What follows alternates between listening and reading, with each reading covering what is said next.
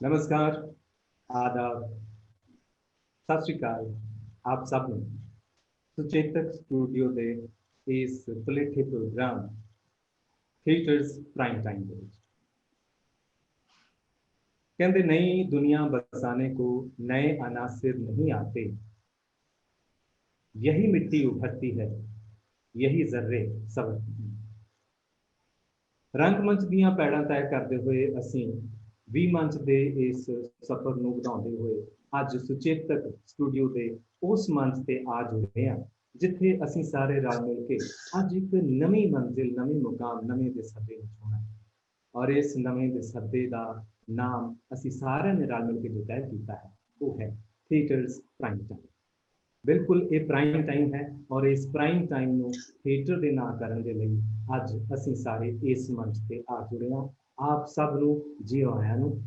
और तुसीं ये देख के शायद थोड़ा जिहा हैरान हो रहे हो कि अज तक जो 50 दिन का सी फैसटीवल मैं गुरविंदर और सारी टीम बोहेमियंस की कर रही सी, अज उस टीम का ये अगली कड़ी जिहड़ी है वो असीं लैके आए हैं। साडी एग्जैक्टिव टीम के बड़े ही मोहतबर मैंबर मैडम अनीता सबरीश होना दे इस मंच तो अज ये रिबन जिन्हों कहने असीं रिबन कटिंग की रस्म जिहड़ी है वो अदा करने के लिए मैंने सदा दिता गया और मैंने बड़ी खुशी और बड़ा माण महसूस हो रहा है कि अज गुरशरण सिंह मैमोरीयल गैलरी के इस खूबसूरत विहड़े के विचों मैं तुहाडे नाल मुखातिब हाँ और मैंने माण महसूस हो रहा अज दे इस पलेठे प्रोग्राम को तुहाडे रूबरू करन। इस प्रोग्राम का फॉर्मेट जिहड़ा है ये बहुत खूबसूरत मायनाज शख्सियतां तुहाडे नाल जुड़ रही हैं और जुड़नगियां अगले 15 दिनों तक। और इन्हों जोड़न के लिए कोई ना कोई कड़ी होएगी जो साडे एंकर साडे संचालक के तौर पर तुहाडे नाल उन्हां नूं इंट्रोड्यूस करेगी। सो अपनी गलबात नूं मैं इत्थे ही रोकदा हाँ और हुण मंच मैं हवाले करदा साडे अज दे मेज़बान जिन्होंने तुसीं बड़ी बखूबी जानते हो मैडम इंद्रजीत कौर गोल्डी जी नूं मैं सदा दिना कि अज दे इस प्रोग्राम का संचालन संभालन और मैं तुहाडे तों विदा लैंदा वां। बहुत शुक्रिया और मेरी दिली शुभ इच्छावां कि इस मंच के उत्तों ये प्रोग्राम भी उन्ना ही सिर चढ़ के बोले या उस तो भी वध कामयाब हो गए जिन्ना भी मंच ने एक मुकाम हासिल किया। Over to madam Inderjit Kaur Goldy ji, तुहाडे सब नूं बहुत बहुत मेरियां दिली शुभ इच्छावां।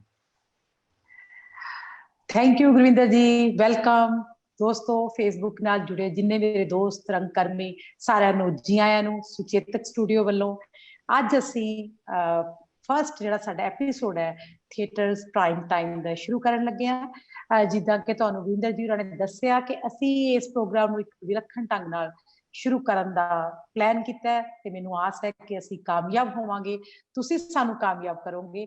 इस प्रोग्राम दे विच असीं पैटर्न रखिया एक उस रंगमंची शख्सियत नाल गल करन दा जिन्हां ने सारी उम्र रंगमंच नूं दिता, रंगमंच लई काम कीता, नाटककार, निर्देशक, अलग अलग सब्जैक्ट ते गल करांगे, अलग अलग स्पैशलाइजेशन ते गल करांगे।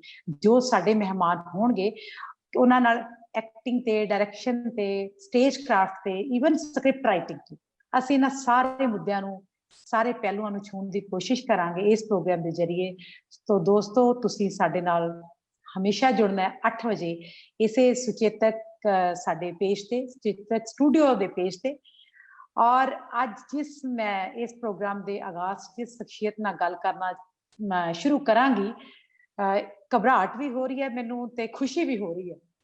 खुशी इस गल की हो रही है कि मैं अपने टीचर जिन्हां तो मैं MA दे विच पढ़ी उन्हां दी छत्तर छाया थल्ले मैं theatre and television department pass out हुई, PhD की उत्थों ते डॉक्टर नवनिंद्रा बहल किसी जान पहचान के मोहताज नहीं, क्योंकि मैनू लगता हुंदा भी जिहड़ा रंगमंच का बच्चा है या आर्टिस्ट है जो उन्होंने गुड़ती वो जीन्स का खून के जो कतरा है वो एक रंगकर्मी का होवे, एक नाटककार का होवे, एक निर्देशक का होवे तां उहदे लई कोई थिएटर करना वड्डी गल नहीं या औखी गल नहीं। मैडम बहल तुसीं सारे जानते हो, सरदार कपूर सिंह घुम्मण साडे नाटककार, निर्देशक, एक्टर, उन्हां दी सपुत्री ने ते उन्हां ने बचपन तो ही थिएटर किया। तुहानूं पता है असीं अज उन्हां दी जुबानी सुणांगे सारियां गल्लां। ते उन्हां ने बहुत सारियां फिल्मां च काम किया, माचिस्ट किया।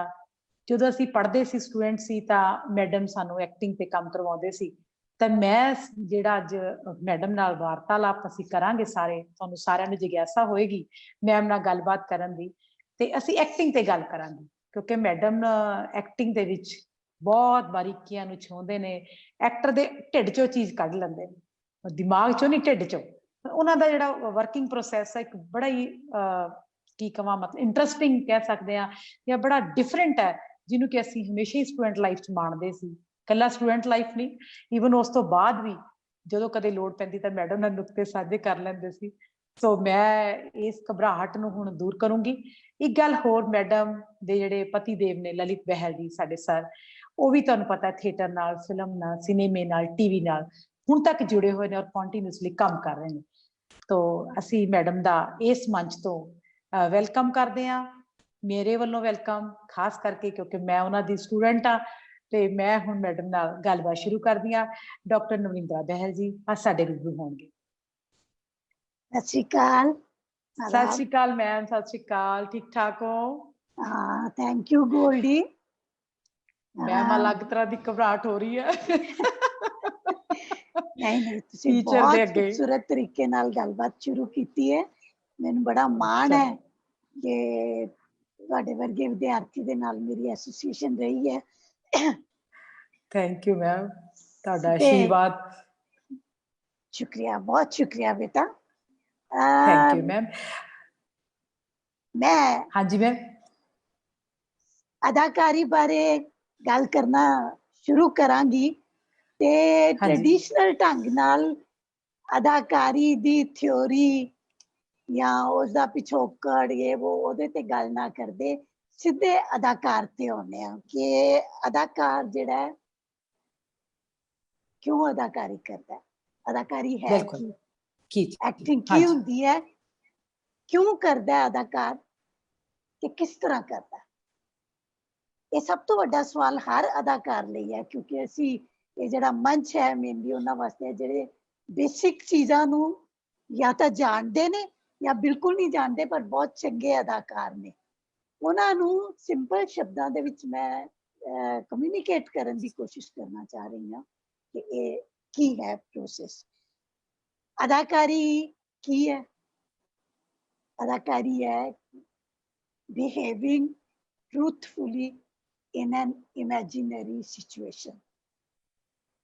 ਕਿਸੇ ਇਮੈਜਿਨਰੀ ਸਿਚੁਏਸ਼ਨ ਦੇ ਵਿੱਚ, ਕਾਲਪਨਿਕ ਸਿਚੁਏਸ਼ਨ ਦੇ ਵਿੱਚ, ਉਸ ਕਾਲਪਨਿਕ ਸਿਚੁਏਸ਼ਨ ਨੂੰ ਸੱਚ ਵਾਂਗ ਜਾਣ ਕੇ, ਸਮਝ ਕੇ ਉਹਨੂੰ ਸੰਪ੍ਰੇਸ਼ਿਤ ਕਰਨਾ, ਪਹੁੰਚਾਉਣਾ ਅੱਗੇ ਦਰਸ਼ਕ ਤੱਕ।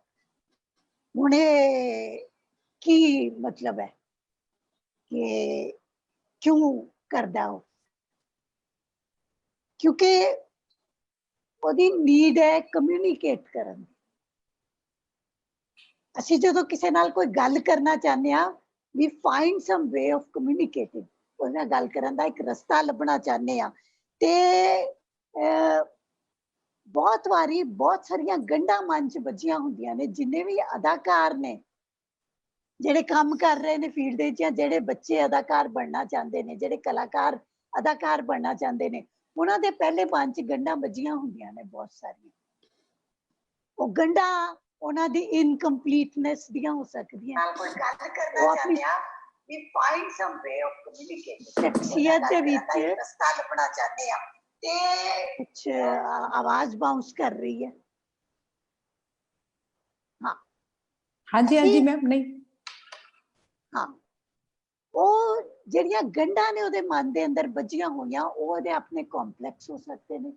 ਕਈ ਵਾਰੀ ਉਹਨੂੰ ਆਪਣੀ ਖੂਬਸੂਰਤੀ, ਆਪਣੇ ਸਰੀਰ ਦੀ ਸ਼ਖਸੀਅਤ ਦੀ ਕਿਸੇ ਤਰ੍ਹਾਂ ਦੀ ਕੋਈ ਘਾਟ, ਕੋਈ ਇਸ ਕਿਸਮ ਦੀ ਗੰਢ ਹੋਰ ਵੱਜੀ ਹੁੰਦੀ, ਕੋਈ ਕੰਪਲੈਕਸ, ਕੋਈ ਇਮੋਸ਼ਨਲ ਕੰਪਲੈਕਸ, ਕੋਈ ਸ਼ਖਸੀਅਤ ਨੂੰ ਲੈ ਕੇ ਕੰਪਲੈਕਸ, ਉਹ ਉਹਨਾਂ ਦੇ ਅੰਦਰ, ਸਾਡੇ ਸਭ ਦੇ ਅੰਦਰ ਆਲਮੋਸਟ ਹੁੰਦੀਆਂ ਨੇ ਕਿਸੇ ਨਾ ਕਿਸੇ ਤਰ੍ਹਾਂ ਦੀਆਂ ਗੰਢਾਂ ਵੱਜੀਆਂ। ਉਹ ਜਿਹੜੀਆਂ ਗੰਢਾਂ ਨੇ, ਉਹਨਾਂ ਗੰਢਾਂ ਨੂੰ ਖੋਲਣ ਵਾਸਤੇ ਬਹੁਤ ਸਾਰੇ ਅਸੀਂ ਬੜੇ ਰਸਤੇ ਲੱਭਦੇ ਹਾਂ, ਤੇ ਉਹਨਾਂ ਵਿੱਚੋਂ ਅਦਾਕਾਰੀ ਇੱਕ ਰਸਤਾ ਹੈ। ਉਹਦੇ ਵਿੱਚ ਅਸੀਂ ਕੀ ਕਰਦੇ ਹਾਂ, ਕਿਵੇਂ ਕਮਿਊਨੀਕੇਟ ਕਰਦੇ ਹਾਂ ਕਿ ਅਸੀਂ ਕੋਈ ਇਸ ਕਿਸਮ ਦੀ, it's again bouncing back, the voice is bouncing back to me, so I'm not able to carry on. हाँ, ठीक है।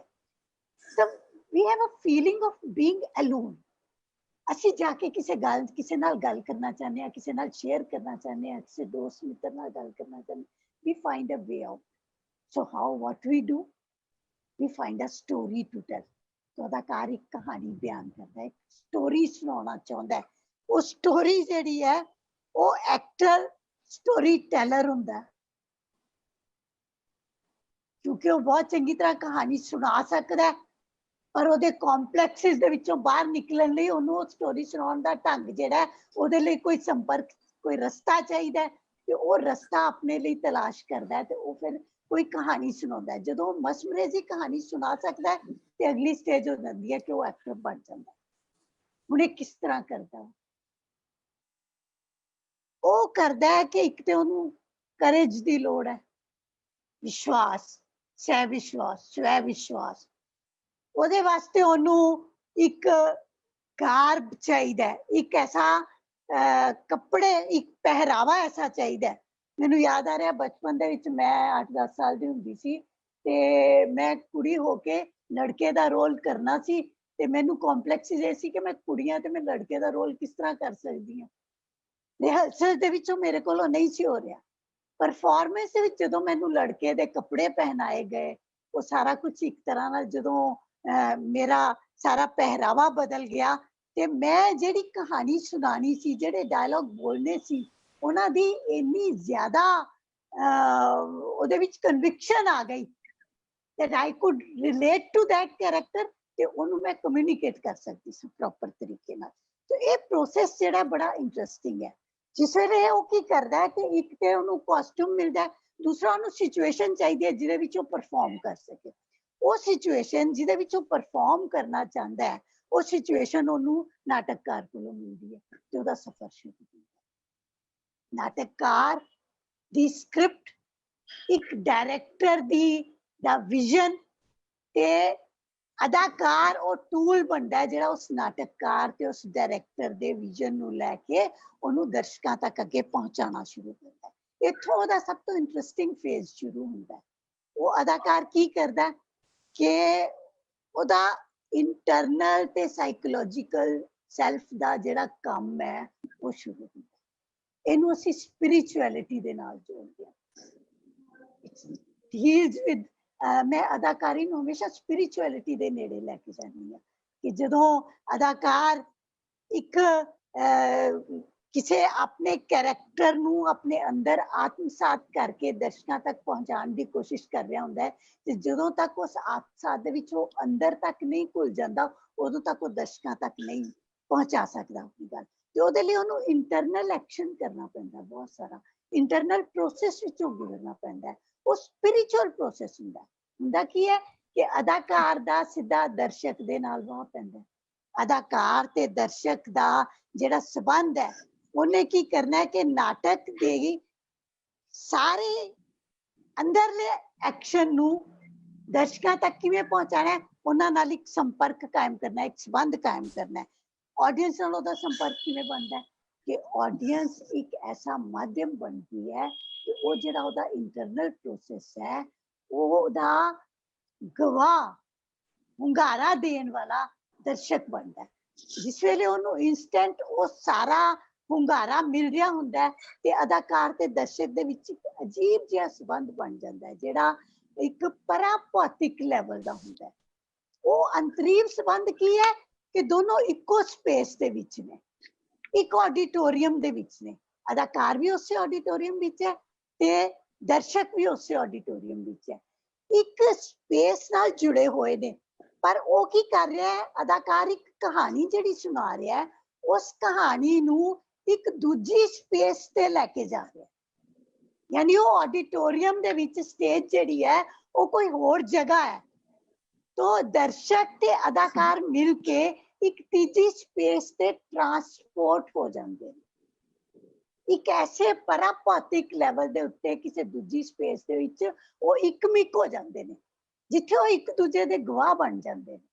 वो जदों स्पेस नूं जाके वो स्पेस जिहड़ी है अनलिमिटेड है, ओदी कोई सीमा नहीं है। ओदे पात्रां दे अंदर तह फोलदे फोलदे वो ऐसी ऐसी सतह तक जा चले जाएंगे कि साइंटिस्ट कहते हैं कि साडा जिहड़ा 90% ब्रेन है वो ऐसा है कि जिन्हों असीं पकड़ ही नहीं पाए, उत्थे की लुकिया पिया सानू पता ही नहीं है।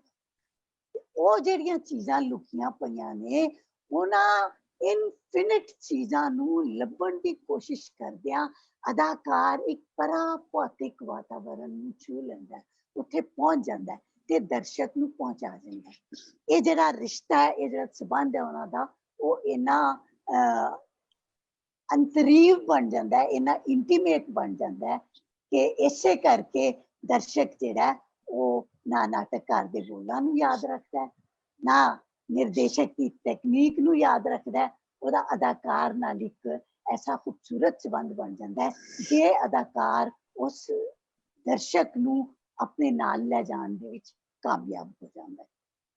ਹੁਣ ਇਹ ਜਿਹੜਾ ਆਪਣੇ ਆਪ ਦੇ ਵਿੱਚ, ਇਸੇ ਲਈ ਮੈਂ ਕਹਿ ਰਹੀ ਸੀ ਕਿ ਸਪਿਰਿਚੁਅਲਿਟੀ ਦੇ ਲੈਵਲ ਇਹਦੀ ਲਿਮਿਟ ਕੋਈ ਨਹੀਂ ਹੈਗੀ।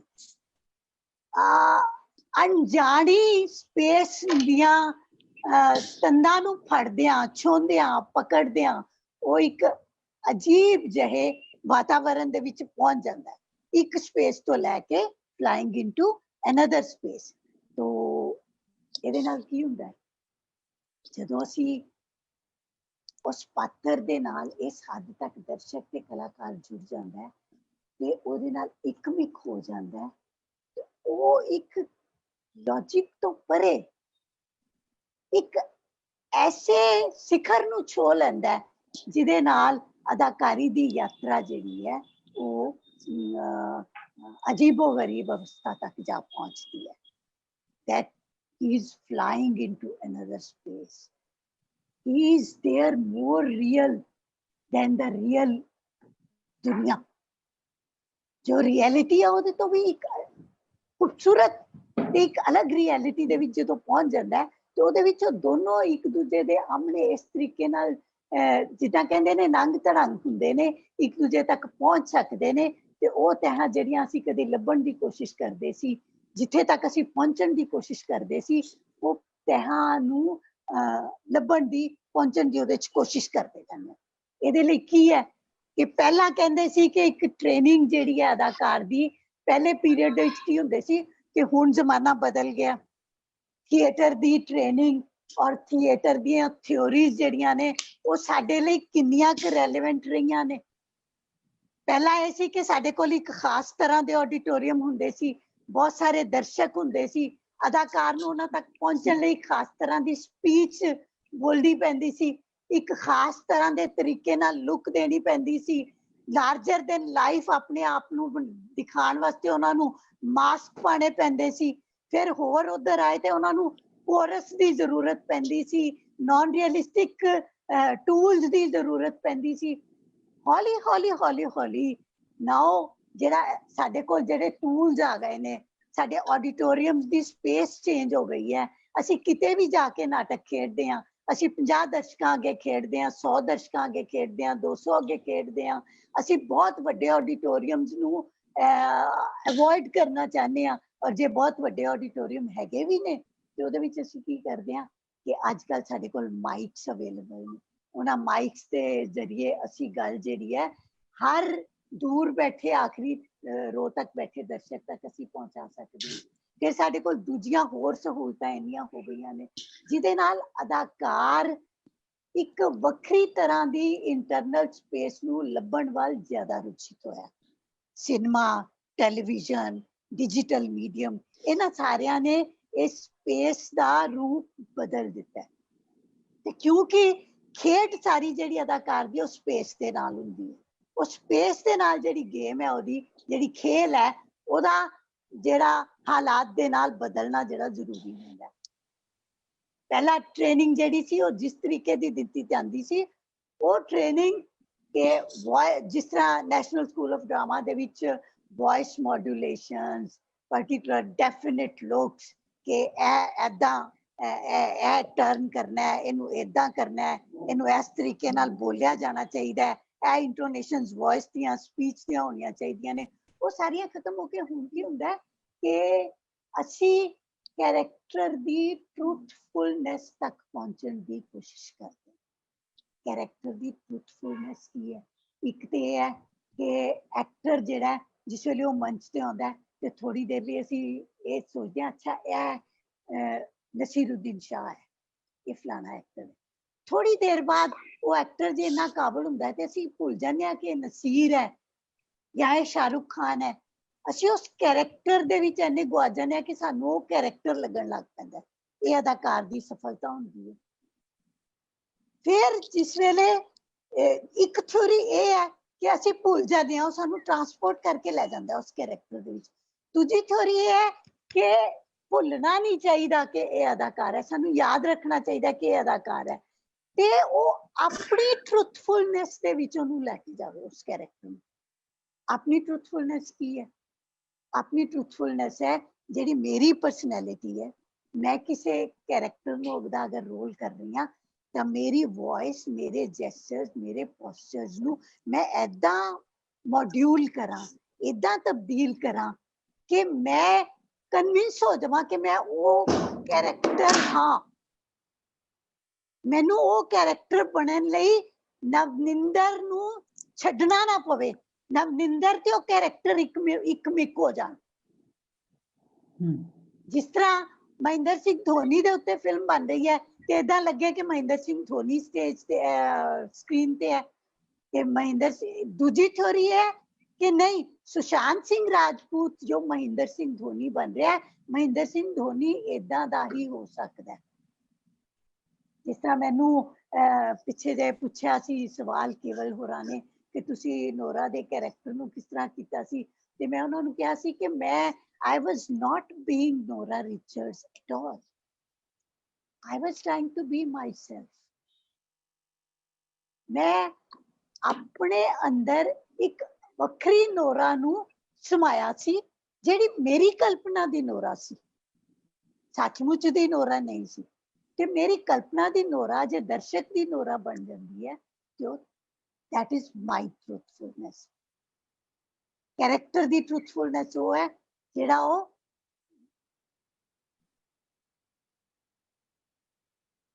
मेरे कोलों पिक्चर चली गई है। Neeraj, hello,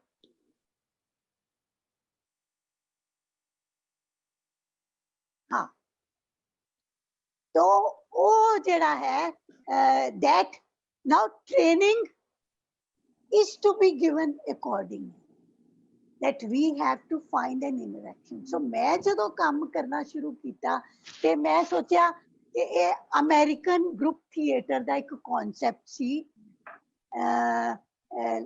Laskin, Michael Laskin has told about it.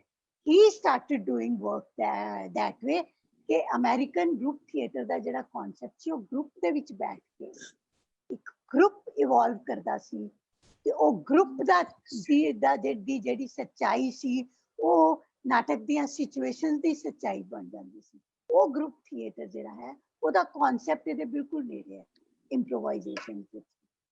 जिस तरह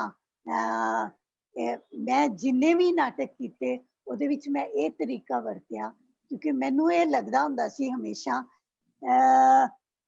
कि एक डेफिनेट बोलन दा स्टाइल, डेफिनेट स्पीच दा स्टाइल, डेफिनेट लुक जेड़ी मंच तो दिती जांदी है ओदी थां ते ट्रुथफुलनेस होवे। उस ट्रुथफुलनेस लई अदाकार नू उन्हां सिचुएशन दे विच लैके जाना पएगा, उस पात्र दियां उन्हां तहां दे विच लैके जाना पएगा। ओहदे लई ओहदे नाल एक वक्री स्पेस दे विच गलबात करनी जरूरी है, उन्होंने एक वक्री मानसिक स्पेस दे विच लैके जाना जरूरी है। ओहदे लई इंप्रोवाइजेशन जिहदे विच असीं सिमिलर सिचुएशंस दे विच अदाकार नूं लैके जिन्ने एक्टर जिन्ने सारे एक्टर उस नाटक दे ने उन्हां नूं इकट्ठियां बिठा के वो अपने नाल एक दूजे नाल दुख सुख कर सकन, अपनी जिंदगी दियां सच्चाइयां बयान कर सकन। मान लो मैं कोई कैरेक्टर कर रही हां ते दूजा एक कोई एक्टर है जिहड़ा मेरे बच्चे दा रोल कर रहा है या मेरी बच्ची दा रोल कर रही है, तो सब तो पहला एक निर्देशक के तौर पे मैनू ये कहा जाएगा कि तू इस बच्चे नाल ते इस बच्ची नाल इंटीमेट रिलेशन कायम कर। असीं फिर बाहर जाके कॉफी हाउस इधर उधर जिधर एक दूजे दे घरां विच विजिट करके नाउ असीं एक दूजे दियां उन्हां तहां नूं फुल्लण दी कोशिश करांगे, उन्हां दे मनां तक अपड़न दी कोशिश करांगे जेहड़ियां तहां ਉਹਨਾਂ ਦੀ ਜ਼ਿੰਦਗੀ ਦੀਆਂ ਕੋਈ ਵੀ ਨਹੀਂ ਜਾਣਦਾ। ਉਹ ਉਹਦੀ ਜ਼ਿੰਦਗੀ 'ਚ ਕੀ ਕੋਈ ਇਹੋ ਜਿਹੀਆਂ ਘਟਨਾਵਾਂ ਵਾਪਰੀਆਂ ਜਿਹਨੂੰ ਉਹਦੇ ਆਪਣੇ ਪੇਰੈਂਟਸ ਵੀ ਨਹੀਂ ਜਾਣਦੇ, ਉਹਦੇ ਭੈਣ ਭਰਾ ਵੀ ਨਹੀਂ ਜਾਣਦੇ, ਉਹਦੇ ਨਜ਼ਦੀਕੀ ਰਿਸ਼ਤੇਦਾਰ ਨਹੀਂ ਜਾਣਦੇ, ਕੋਈ ਨਹੀਂ ਜਾਣਦਾ। ਤੇ ਉਹ ਮੈਂ ਉਹਦੇ ਨਾਲ ਇਸ ਕਿਸਮ ਦਾ ਰਿਸ਼ਤਾ ਬਣਾਉਣ ਦੀ ਕੋਸ਼ਿਸ਼ ਕਰਾਂ, ਮੇਰੇ ਨਾਲ ਸਭ ਕੁਝ ਜੋ ਕੁਝ ਉਹਦੀ ਸ਼ਖਸੀਅਤ ਹੈ ਮੇਰੇ ਸਾਹਮਣੇ ਆ ਜਾਵੇ ਤੇ ਮੈਨੂੰ ਕੁਝ ਵੀ ਐਸਾ ਨਾ ਲੱਗੇ ਉਹਦੀ ਸ਼ਖਸੀਅਤ ਦਾ ਜਿਹੜਾ ਮੈਨੂੰ ਨਹੀਂ ਪਤਾ। ਸਿਮਿਲਰਲੀ ਮੇਰੇ ਬਾਰੇ ਉਹਦੇ ਨਾਲ ਮੇਰਾ ਰਿਸ਼ਤਾ ਏਦਾਂ ਦਾ ਬਣ ਜਾਵੇ ਕਿ ਮੇਰੀ ਜ਼ਾਤੀ ਜ਼ਿੰਦਗੀ ਬਾਰੇ, ਨਵਨਿੰਦਰ ਦੀ ਜ਼ਾਤੀ ਜ਼ਿੰਦਗੀ ਬਾਰੇ ਉਹ ਸਾਰਾ ਕੁਝ ਜਾਣਦਾ। ਉਹਨੂੰ ਏਦਾਂ ਲੱਗੇ, ਜੇ ਮੈਂ ਕੁਝ ਲੁਕਾਇਆ ਵੀ ਹੈ ਤੇ ਉਹਨੂੰ ਏਦਾਂ ਲੱਗੇ ਕਿ ਮੈਂ ਇਹਦੀ ਜ਼ਿੰਦਗੀ ਬਾਰੇ ਸਭ ਕੁਝ ਜਾਣਦੀ ਹਾਂ। ਤੇ ਉਹਦੇ ਨਾਲ ਕੀ ਹੁੰਦਾ ਕਿ ਜਦੋਂ ਅਸੀਂ ਮੰਚ ਦੇ ਉੱਤੇ ਉਸ ਸਿਚੁਏਸ਼ਨ ਨੂੰ ਇਨੈਕਟ ਕਰ ਰਹੇ ਹੁੰਦੇ ਆ ਤੇ ਉਹ ਟਰੂਥਫੁਲਨੈਸ ਦਾ ਰਿਸ਼ਤਾ ਜਿਹੜਾ ਸਾਡੇ ਦੋਹਾਂ ਦੇ ਵਿੱਚ ਬਣ ਚੁੱਕਾ ਹੈ, ਜਿਹੜੀ ਗੱਲ ਮੈਂ ਸ਼ੁਰੂ ਚ ਕਹਿ ਰਹੀ ਸੀ ਸ਼ਾਇਦ ਹੁਣ ਸਮਝ ਆ ਰਹੀ ਹੋਏਗੀ ਕਿ ਟਰੂਥਫੁਲਨੈਸ ਵਾਟ ਇਜ਼ ਕੀ ਬਲਾ ਦਾ ਨਾਂ ਹੈ। ਉਹ ਟਰੂਥਫੁਲਨੈਸ ਦਾ ਰਿਸ਼ਤਾ ਜੋ ਸਾਡੇ ਦੋਹਾਂ ਦੇ ਵਿੱਚ ਬਣ ਜਾਏਗਾ ਤੇ ਫਿਰ ਕੀ ਹੋਏਗਾ ਕਿ ਅਸੀਂ ਜਿਹੜੀ ਕਾਲਪਨਿਕ ਘਟਨਾ ਨੂੰ ਇਨੈਕਟ ਕਰਾਂਗੇ ਉਹ ਵੀ ਓਨੀ ਹੀ ਸੱਚੀ ਲੱਗੇਗੀ। ਅਸੀਂ ਓਨੇ ਹੀ ਰਿਸ਼ਤੇ ਦੇ ਵਿੱਚ ਇੱਕ ਦੂਜੇ ਦੇ ਨਜ਼ਦੀਕ ਲੱਗਾਂਗੇ, ਨਾਟਕ ਦੇ ਵਿੱਚ ਵੀ ਜਿੰਨੇ ਅਸੀਂ ਜ਼ਾਤੀ ਜ਼ਿੰਦਗੀ ਦੇ ਵਿੱਚ ਇੱਕ ਦੂਜੇ ਦੇ ਨਜ਼ਦੀਕ ਹੋ ਗਏ। ਤਾਂ ਇਹ ਸਫ਼ਰ ਜਿਹੜਾ ਮੈਨੂੰ ਬੜਾ ਖੂਬਸੂਰਤ ਲੱਗਿਆ ਕਿ ਔਰ ਮੈਨੂੰ ਇਹ ਤਰੀਕਾ ਬਹੁਤ ਚੰਗਾ ਲੱਗਿਆ। ਇਹ ਜਿਹੜਾ ਸੁਭਾਅ ਕੇ ਇਵੋਲਵ ਕੀਤਾ, ਮੈਨੂੰ ਇੰਪਰੋਵਾਈਜ਼ੇਸ਼ਨਸ ਬਾਰੇ ਤੇ ਪਤਾ ਸੀ ਕਿ ਅਸੀਂ ਕੋਈ ਸਿਚੁਏਸ਼ਨ ਲੈ ਕੇ ਉਹ ਨਾਟਕ ਦਾ ਹਿੱਸਾ ਨਹੀਂ ਹੈ। ਸਿਮਿਲਰ ਸਿਚੁਏਸ਼ਨਸ ਦੇ ਵਿੱਚ ਅਦਾਕਾਰਾਂ ਨੂੰ ਲਿਜਾ ਕੇ ਤੇ ਉਹਨਾਂ ਨੂੰ ਕਹਿੰਦੇ ਆ ਚਲੋ ਇਹਦੇ ਨਾਲ ਦੀ ਸਿਚੁਏਸ਼ਨ ਇਹ ਇਨੈਕਟ ਕਰੋ ਤੇ ਇਹਦੇ ਨਾਲ ਤੁਸੀਂ ਕੈਰੈਕਟਰ ਨੂੰ ਪਕੜ ਪਾਓਗੇ। ਪਰ ਤੁਸੀਂ ਇੱਕ ਦੂਜੇ ਨਾਲ ਰਿਸ਼ਤਾ ਇਦਾਂ ਦਾ ਅਦਾਕਾਰ ਨਾਲ ਬਣਾ ਸਕੇਗਾ। ਇਹ ਗੱਲ ਜਿਹੜੀ ਸੀ ਇਹ ਇੱਕ ਦਿਨ ਅਚਾਨਕ ਮੈਨੂੰ ਇਸ ਤਰੀਕੇ ਦੇ ਨਾਲ ਮੇਰੇ ਮਨ ਦੇ ਵਿੱਚ ਆਈ ਕਿ ਜਿਸ ਵੇਲੇ ਮੈਂ ਪੜ੍ਹਨਾ ਸ਼ੁਰੂ ਕੀਤਾ I saw that yes, people are walking like that also in acting. So for acting, you don't have to study theories. You study theories for your information. अपनी जानकारी ਲਈ theories ਪੜੋ ਸਾਰੀਆਂ, ਉਹਨਾਂ ਸਾਰੀਆਂ theories ਦੇ ਉੱਤੇ sequence ਵੀ ਕਰੋ, scene ਵੀ ਕਰੋ। ਉਸ ਤੋਂ ਬਾਅਦ ਉਹਨਾਂ ਥਿਉਰੀਆਂ ਨੂੰ ਭੁੱਲ ਜਾਓ, ਇਹ ਸੋਚੋ ਕਿ ਤੁਹਾਨੂੰ ਯਾਦ ਹੀ ਨਹੀਂ, ਤੁਹਾਨੂੰ ਪਤਾ ਹੀ ਨਹੀਂ, ਤੁਸੀਂ ਕਦੇ ਪੜ੍ਹੀਆਂ ਹੀ ਨਹੀਂ। And evolve your own style. ਉਹ ਜੋ ਮੇਰਾ ਸਟਾਈਲ ਹੈ ਉਹ ਇੰਦਰਜੀਤ ਗੋਲਡੀ ਦਾ ਸਟਾਈਲ ਨਹੀਂ ਹੋ ਸਕਦਾ, ਅਨੀਤਾ ਸ਼ਬਦੀਸ਼ ਦਾ ਸਟਾਈਲ ਨਹੀਂ ਹੋ ਸਕਦਾ, ਜੋ ਉਹਦਾ ਸਟਾਈਲ ਹੈ ਉਹ ਮੇਰਾ ਨਹੀਂ ਹੋ ਸਕਦਾ। ਮੈਨੂੰ ਆਪਣਾ ਸਟਾਈਲ ਆਪ ਇਵੋਲਵ ਕਰਨਾ ਪਏਗਾ ਉਹ ਕੈਰੈਕਟਰ ਨੂੰ ਪਕੜਨ ਲਈ। ਤੇ ਦੂਜਾ ਜਿਹੜਾ ਮੇਰਾ ਕੋ ਐਕਟਰ ਹੈ ਉਹ ਮੇਰੀਆਂ ਅੰਦਰ ਦੀਆਂ ਤਹਿਾਂ ਤੱਕ ਪਹੁੰਚਣ ਦੀ ਕੋਸ਼ਿਸ਼ ਕਰੇਗਾ ਤੇ ਮੇਰੇ ਤਰੀਕੇ ਦੇ ਨਾਲ ਆਪਣੇ ਤਰੀਕੇ ਨੂੰ ਇਸ ਤਰੀਕੇ ਨਾਲ ਸੰਭੋਲੇਗਾ ਕਿ ਉਹ ਰਿਸ਼ਤਾ ਜਿਹੜਾ ਉਹ ਸੱਚਮੁੱਚ ਗਿਵ ਐਂਡ ਟੇਕ ਦਾ ਰਿਸ਼ਤਾ ਹੈ ਤੇ ਉਹ ਹੀ ਜਿਹੜਾ ਦਰਸ਼ਕ ਤੱਕ ਸਿੱਧਾ ਜਿਹੜਾ ਉਹ ਪਹੁੰਚਦਾ। ਮੈਮ ਸਾਨੂੰ ਬਹੁਤ ਸਾਰੇ ਹਾਂਜੀ ਸਾਨੂੰ ਬਹੁਤ ਸਾਰੇ ਸਵਾਲ ਆਏ ਨੇ ਕਿਉਂਕਿ ਸਭ ਦੀ ਜਿਗਿਆਸਾ ਹੈ। ਬਹੁਤ ਸੋਹਣਾ ਤੁਸੀਂ ਮੈਂ ਤਾਂ ਖੈਰ ਤੁਹਾਨੂੰ ਸਾਰੀ ਉਮਰ ਸੁਣਦੇ ਰਹਾਂਗੇ ਹੋਰ ਵੀ, ਤੇ ਬਹੁਤ ਸਾਰੇ ਦਰਸ਼ਕ ਸਾਡੇ ਨਾਲ ਜੁੜ ਚੁੱਕੇ ਨੇ, ਮੈਂ ਉਹਨਾਂ ਦਾ ਜ਼ਿਕਰ ਕਰਨਾ ਚਾਹੂੰਗੀ। ਮੈਂ ਸ਼ਬਦੀਸ਼ ਕੁਮਾਰ ਜੀ ਦਾ ਪਹਿਲਾਂ ਆਪਾਂ ਲੈਂਦੇ ਹਾਂ। ਉਹ ਕਹਿ ਰਹੇ ਨੇ ਅਦਾਕਾਰ ਤੇ ਦਰਸ਼ਕ ਦਾ ਰਿਸ਼ਤਾ ਥੀਏਟਰ ਹਾਲ ਵਿੱਚ ਤੀਜੀ ਦੁਨੀਆ ਸਿਰਜ ਲੈਂਦਾ ਹੈ। ਇਹ ਸੱਚਮੁੱਚ ਬਹੁਤ ਵਧੀਆ ਨੁਕਤਾ ਹੈ ਜੋ ਅਦਾਕਾਰ ਨੇ ਸਿੱਖ ਕੇ ਦਰਸ਼ਕ ਨੂੰ ਜੋੜਨਾ ਹੁੰਦਾ। ਬਲਕਾਰ ਸਿੱਧੂ ਜੀ ਜੁੜੇ ਨੇ, ਸੰਜੀਵਨ ਜੀ, ਬੋਬੀ ਸੰਧਾ ਜੀ, ਰਮਨ ਢਿੱਲੋਂ, ਇੰਦਰਜੀਤ ਭਾਟੀਆ ਜੀ ਕਹਿ ਰਹੇ ਨੇ ਅਦਾਕਾਰੀ ਦੇ ਬਹੁਤ ਹੀ ਸਾਰਥਕ ਤੇ ਖੂਬਸੂਰਤ ਗੱਲਾਂ, ਮੋਸਟ ਇੰਟੈਲੀਜੈਂਟ। ਡਾਕਟਰ ਕੁਲਬੀਰ ਲਿਖ ਰਹੇ ਨੇ ਤੁਹਾਨੂੰ ਕਪੂਰ ਸਿੰਘ ਘੁੰਮਣ ਜੀ ਦੀ ਧੀ ਹੋਣ ਦਾ ਕਿੰਨਾ ਕੁ ਫਾਇਦਾ ਹੋਇਆ। ਮੈਮ ਆਪਾਂ ਨਾਲ ਨਾਲ ਜਵਾਬ ਦੋਗੇ ਤੁਸੀਂ ਜਾਂ ਇਕੱਠੇ ਆਪਾਂ ਪੜ੍ਹ ਲਈ? ਜਿਸ ਤਰ੍ਹਾਂ ਤੁਸੀਂ ਕਹੋ ਮੈਨੂੰ। ਨਹੀਂ ਮੈਮ ਤੁਸੀਂ ਜਿੱਦਾਂ ਤੁਹਾਨੂੰ ਲੱਗਦਾ। ਮੈਂ ਦੱਸ ਦਿੰਦੀ ਹਾਂ ਕਪੂਰ ਸਿੰਘ ਘੁੰਮਣ ਹੋਣ ਦੀ ਧੀ ਦਾ ਮਾਣ ਨਹੀਂ, ਕਪੂਰ ਸਿੰਘ ਘੁੰਮਣ ਦੀ ਧੀ ਹੋਣ ਦਾ ਨਤੀਜਾ ਹੈ ਕਿ ਮੈਂ ਅੱਜ ਜੋ ਹਾਂ ਉਹ ਹਾਂ। ਉਹਨਾਂ ਨੇ ਮੈਨੂੰ ਗਰੂਮ ਕੀਤਾ ਉਸ ਤਰੀਕੇ ਨਾਲ ਕਿ ਮੈਂ ਇਸ ਫੀਲਡ ਦੇ ਵਿੱਚ, ਇਸ ਖੇਤਰ ਦੇ ਵਿੱਚ ਇਸ ਲੈਵਲ ਤੱਕ ਪਹੁੰਚ ਸਕਾਂ। ਉਹਨਾਂ ਨੇ ਬਚਪਨ ਦੇ ਵਿੱਚ, ਕਿਉਂਕਿ ਘਰ ਦੇ ਵਿੱਚ ਰਿਹਰਸਲਾਂ ਦਾ ਮਾਹੌਲ ਹੁੰਦਾ ਸੀ ਤੇ ਐਜ਼ ਚਾਈਲਡ ਐਕਟਰ ਕੰਮ ਕੀਤਾ। ਫਿਰ ਉਹ ਮੈਨੂੰ ਕਿਤਾਬਾਂ ਪੜ੍ਹਨ ਲਈ ਪ੍ਰੇਰਿਤ ਕਰਨਾ ਉਹਨਾਂ ਰਾਹੀਂ, ਫਿਰ ਲਿਟਰੇਚਰ ਇੰਨਾ ਪੜ੍ਹਿਆ, ਕੈਰੈਕਟਰਸ ਦੀਆਂ ਤਹਿਾਂ ਤੱਕ ਪਹੁੰਚਣ ਦੀ ਕੋਸ਼ਿਸ਼ ਕਰਨਾ, ਸਮਝਣਾ, ਲਿਟਰੇਚਰ ਨੂੰ ਸਮਝਣਾ ਤੇ ਇਸ ਕਿਸਮ ਦੇ ਪਲੇਟਫਾਰਮ ਮੈਨੂੰ ਮਿਲਣਾ कि मैं ये सारियां चीज़ां ਜਿਹੜੀਆਂ ਨੇ ਉਹਨਾਂ ਦੀ ਆਪਣੀ ਜਿਹੜੀ ਜਰਨੀ ਹੈ ਸਫ਼ਰ ਹੈ ਉਹਦੇ ਤੱਕ ਪਹੁੰਚ ਸਕਣ। ਮੈਨੂੰ ਇੱਕ ਸਵਾਲ ਆਇਆ ਮੇਰੇ ਮਨ 'ਚ, ਤੁਸੀਂ ਬਹੁਤ ਛੋਟੀ ਉਮਰ 'ਚ ਆਪਣੇ ਪਾਪਾ ਨਾਲ ਗਰੁੱਪ ਨਾਲ ਕੰਮ ਕਰਨ ਲੱਗੇ ਸੀ, ਜਦੋਂ ਤੁਹਾਨੂੰ ਐਕਟਿੰਗ ਦੇ ਗੁਰ ਦਿੰਦੇ ਸੀ ਕਪੂਰ ਸਾਹਿਬ, ਘੁੰਮਣ ਸਾਹਿਬ, ਤੁਸੀਂ ਕਿਸ ਢੰਗ ਨਾਲ, ਮਤਲਬ ਉਹ ਕਿੱਦਾਂ ਤੁਹਾਨੂੰ, ਜਿੱਦਾਂ ਤੁਸੀਂ ਸਾਨੂੰ ਪੜ੍ਹਾ ਰਹੇ ਹੋ, ਕਿੱਦਾਂ ਦੇ ਉਹਨਾਂ ਦੇ, ਕਿਉਂਕਿ ਬੱਚੇ ਨੂੰ ਸਮਝਾਉਣਾ ਥੋੜਾ ਜਿਹਾ ਔਖਾ ਹੁੰਦਾ, ਤੁਸੀਂ ਕਿੱਦਾਂ ਸਰ ਤੋਂ ਇਹ ਸਿੱਖਿਆ ਲੈਂਦੇ ਸੀ ਜਾਂ ਗੁਣ ਦਿੰਦੇ ਸੀ ਐਕਟਿੰਗ ਦੇ? ਨਹੀਂ, ਉਹ ਸਮਝਾਣਾ ਕੌਨਸ਼ੀਅਸਲੀ, ਇਹ ਕਹਿਣਾ ਕਿ ਇਹਨੂੰ ਏਦਾਂ ਕਰ ਲੈ, ਏਦਾਂ ਨਹੀਂ ਹੁੰਦਾ। ਉਹ ਇੱਕ ਤੇ ਰਿਹਰਸਲਸ ਕਰਦੇ ਸੀ, ਰਿਹਰਸਲਸ ਦੇ ਵਿੱਚ ਮੈਂ ਇਨਵੋਲਵ ਹੁੰਦੀ ਸੀ, ਤੇ ਛੋਟੀ ਉਮਰੇ ਹੀ ਮੈਨੂੰ ਪਤਾ ਲੱਗ ਗਿਆ ਕਿ ਮੈਨੂੰ ਕਹਾਣੀਆਂ ਸੁਣਾਉਣਾ ਬਹੁਤ ਚੰਗਾ ਲੱਗਦਾ। ਉਹਨਾਂ ਨੂੰ ਸਮਝ ਆ ਗਈ, ਮੈਂ ਗਲੀ ਮੁਹੱਲੇ ਦੇ ਬੱਚਿਆਂ ਨੂੰ ਇਕੱਠੇ ਕਰਕੇ ਕਹਾਣੀ ਸੁਣਾਉਂਦੀ ਸੀ। ਉਹਨਾਂ ਅੱਗੇ ਜਿਹੜੀ ਫਿਲਮ ਦੇਖੀ ਹੁੰਦੀ ਸੀ ਉਹਦੇ ਡਾਂਸ ਕਰਨ ਲੱਗ ਜਾਂਦੀ ਸੀ। ਜਿਹੜੀਆਂ ਕੋਈ ਜਾਸੂਸੀ ਕਹਾਣੀਆਂ, ਕੋਈ ਅੰਮ੍ਰਿਤਾ ਪ੍ਰੀਤਮ ਦੀ ਕਹਾਣੀ, ਕੁਝ ਵੀ ਮੈਂ ਪੜ੍ਹਿਆ ਹੁੰਦਾ ਸੀ ਤੇ ਮੈਂ ਆਪਣੇ ਭੈਣ ਭਰਾਵਾਂ ਨੂੰ ਰਾਤ ਨੂੰ ਬਿਠਾ ਕੇ ਕੋਠੇ ਦੇ ਉੱਤੇ ਉਹਨਾਂ ਨੂੰ ਸਾਰੇ ਦਾ ਸਾਰਾ ਨੋਵਲ ਸੁਣਾਉਣ ਲੱਗ ਜਾਂਦੀ ਸੀ। ਉਹਦੀ ਇੱਕ ਤਰ੍ਹਾਂ ਨਾਲ ਇਨੈਕਟਮੈਂਟ ਕਰਨ ਲੱਗ ਜਾਂਦੀ ਸੀ, ਕਰਕੇ ਪੂਰਾ ਸੀਨ ਰੱਖਾ ਗਿਆ ਜਾਂਦਾ ਸੀ। ਉਹ ਕਿਉਂਕਿ ਉਹ ਸ਼ਾਇਦ ਸੀ ਵਿੱਚ ਮੇਰੇ ਅੰਦਰ, ਤੇ ਉਹ ਉਹਨਾਂ ਨੇ ਪਹਿਚਾਨਿਆ ਸੀ ਸ਼ਾਇਦ, ਇਸ ਲਈ ਉਹਨਾਂ ਨੇ ਮੈਨੂੰ ਪ੍ਰੇਰਿਤ ਕੀਤਾ। ਉਹ ਰਾਤ ਨੂੰ ਲਿਖਦੇ ਸੀ, ਕੁਝ ਵੀ ਨਵਾਂ ਲਿਖਦੇ ਸੀ, ਤੇ ਸਵੇਰੇ 3 ਵਜੇ ਮੈਨੂੰ ਉਠਾ ਕੇ ਮੈਨੂੰ ਉਹ ਦਿਖਾਣਾ ਸ਼ੁਰੂ ਕਰਦੇ ਸੀ। ਮੈਨੂੰ ਸੀ ਪੜ੍ਹ, ਮੈਂ ਪੜ੍ਹਦੀ ਸੀ ਤੇ ਮੈਂ ਵੀ ਟਰਾਂਸਪੋਰਟ ਹੋ ਜਾਂਦੀ ਸੀ ਉਹਨਾਂ ਦੀ ਦੁਨੀਆ ਦੇ ਵਿੱਚ। ਉਹ ਫਿਰ ਗੱਲਾਂ ਕਰਨ ਲੱਗ ਪੈਂਦੇ ਸੀ ਆਪਣੇ ਨਾਟਕ ਬਾਰੇ, ਆਪਣੇ ਪਾਤਰ ਬਾਰੇ। ਅਸੀਂ ਕਿੰਨੀ ਦੇਰ ਆਪਸ ਦੇ ਵਿੱਚ ਚਰਚਾ ਕਰਦੇ ਰਹਿੰਦੇ ਸੀ ਜਦੋਂ ਮੈਂ ਪੋਸਟ ਗ੍ਰੈਜੂਏਸ਼ਨ, ਤੁਹਾਡੀ ਪੂਰੀ ਡਿਸਕਸ਼ਨ ਹੁੰਦੀ ਸੀ ਇਸ ਗੱਲ ਦੀ। ਹਾਂ, ਹਾਂਜੀ ਮੈਮ। ਗ੍ਰੈਜੂਏਸ਼ਨ ਦੇ ਵਿੱਚ ਇੱਕ ਕਾਲਮ ਲਿਖਦੀ ਸੀ ਪੇਪਰ ਦੇ ਵਿੱਚ, ਕਿਤਾਬ ਛਪੀ ਸੀ। ਉਹ ਸਾਰੀਆਂ ਚੀਜ਼ਾਂ ਜਿਹੜੀਆਂ ਨੇ ਬੈਕਗ੍ਰਾਉਂਡ ਦੇ ਵਿੱਚ ਮੈਨੂੰ ਵਧੇਰੇ ਪਰਿਪੱਕਤਾ ਦੇਣ ਦੇ ਵਿੱਚ ਸਹਾਇਕ ਹੋਈਆਂ। ਮੈਮ ਆਪਣੇ ਡਿਪਾਰਟਮੈਂਟ ਤੋਂ ਮੇਰੇ ਸੀਨੀਅਰ ਹਰਵਿੰਦਰ ਕੌਰ ਬਬਲੀ ਜੁੜੇ ਹੋਏ ਨੇ, ਸਤਿ ਸ਼੍ਰੀ ਅਕਾਲ ਕਹਿ ਰਹੇ ਨੇ ਤੁਹਾਨੂੰ। ਇੰਦਰਜੀਤ ਸਿੰਘ ਭਾਟੀਆ ਜੀ ਜੁੜੇ ਹੋਏ ਨੇ। ਡਾਕਟਰ ਲੱਖਾ ਲਹਿਰੀ ਸਵਾਲ ਪੁੱਛ ਰਹੇ ਨੇ ਕਿ ਐਕਟਰ ਜਮਾਂਦਰੂ ਹੁੰਦਾ ਜਾਂ ਉਹਨੂੰ ਟ੍ਰੇਨਿੰਗ ਨਾਲ ਬਣਾਇਆ ਜਾਂਦਾ? ਐਕਟਰ ਨਾ ਜਮਾਂਦਰੂ ਹੁੰਦਾ, ਨਾ ਟ੍ਰੇਨਿੰਗ ਕੰਮ ਆਉਂਦੀ ਹੈ।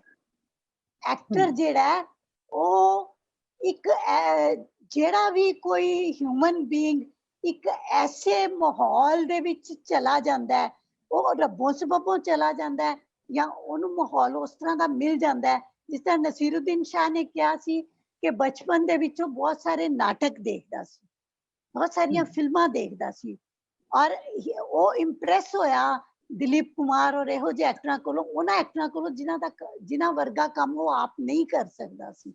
then he was inspired by Jeffrey candles performance, ਉਹਦੀ ਡਿਕਸ਼ਨ, ਉਹਦਾ ਕੈਰੈਕਟਰ ਦੇ ਵਿੱਚ ਚਲੇ ਜਾਣਾ, ਤੇ ਉਹ ਇੱਕ ਵੱਖਰੀ ਤਰ੍ਹਾਂ ਦਾ ਕੰਮ ਕਰਨੀ। ਉਹ ਬਚਪਨ ਦੇ ਵਿੱਚ ਉਸ ਤਰ੍ਹਾਂ ਦਾ ਮਾਹੌਲ ਮਿਲ ਗਿਆ, and he started thinking on that pattern only।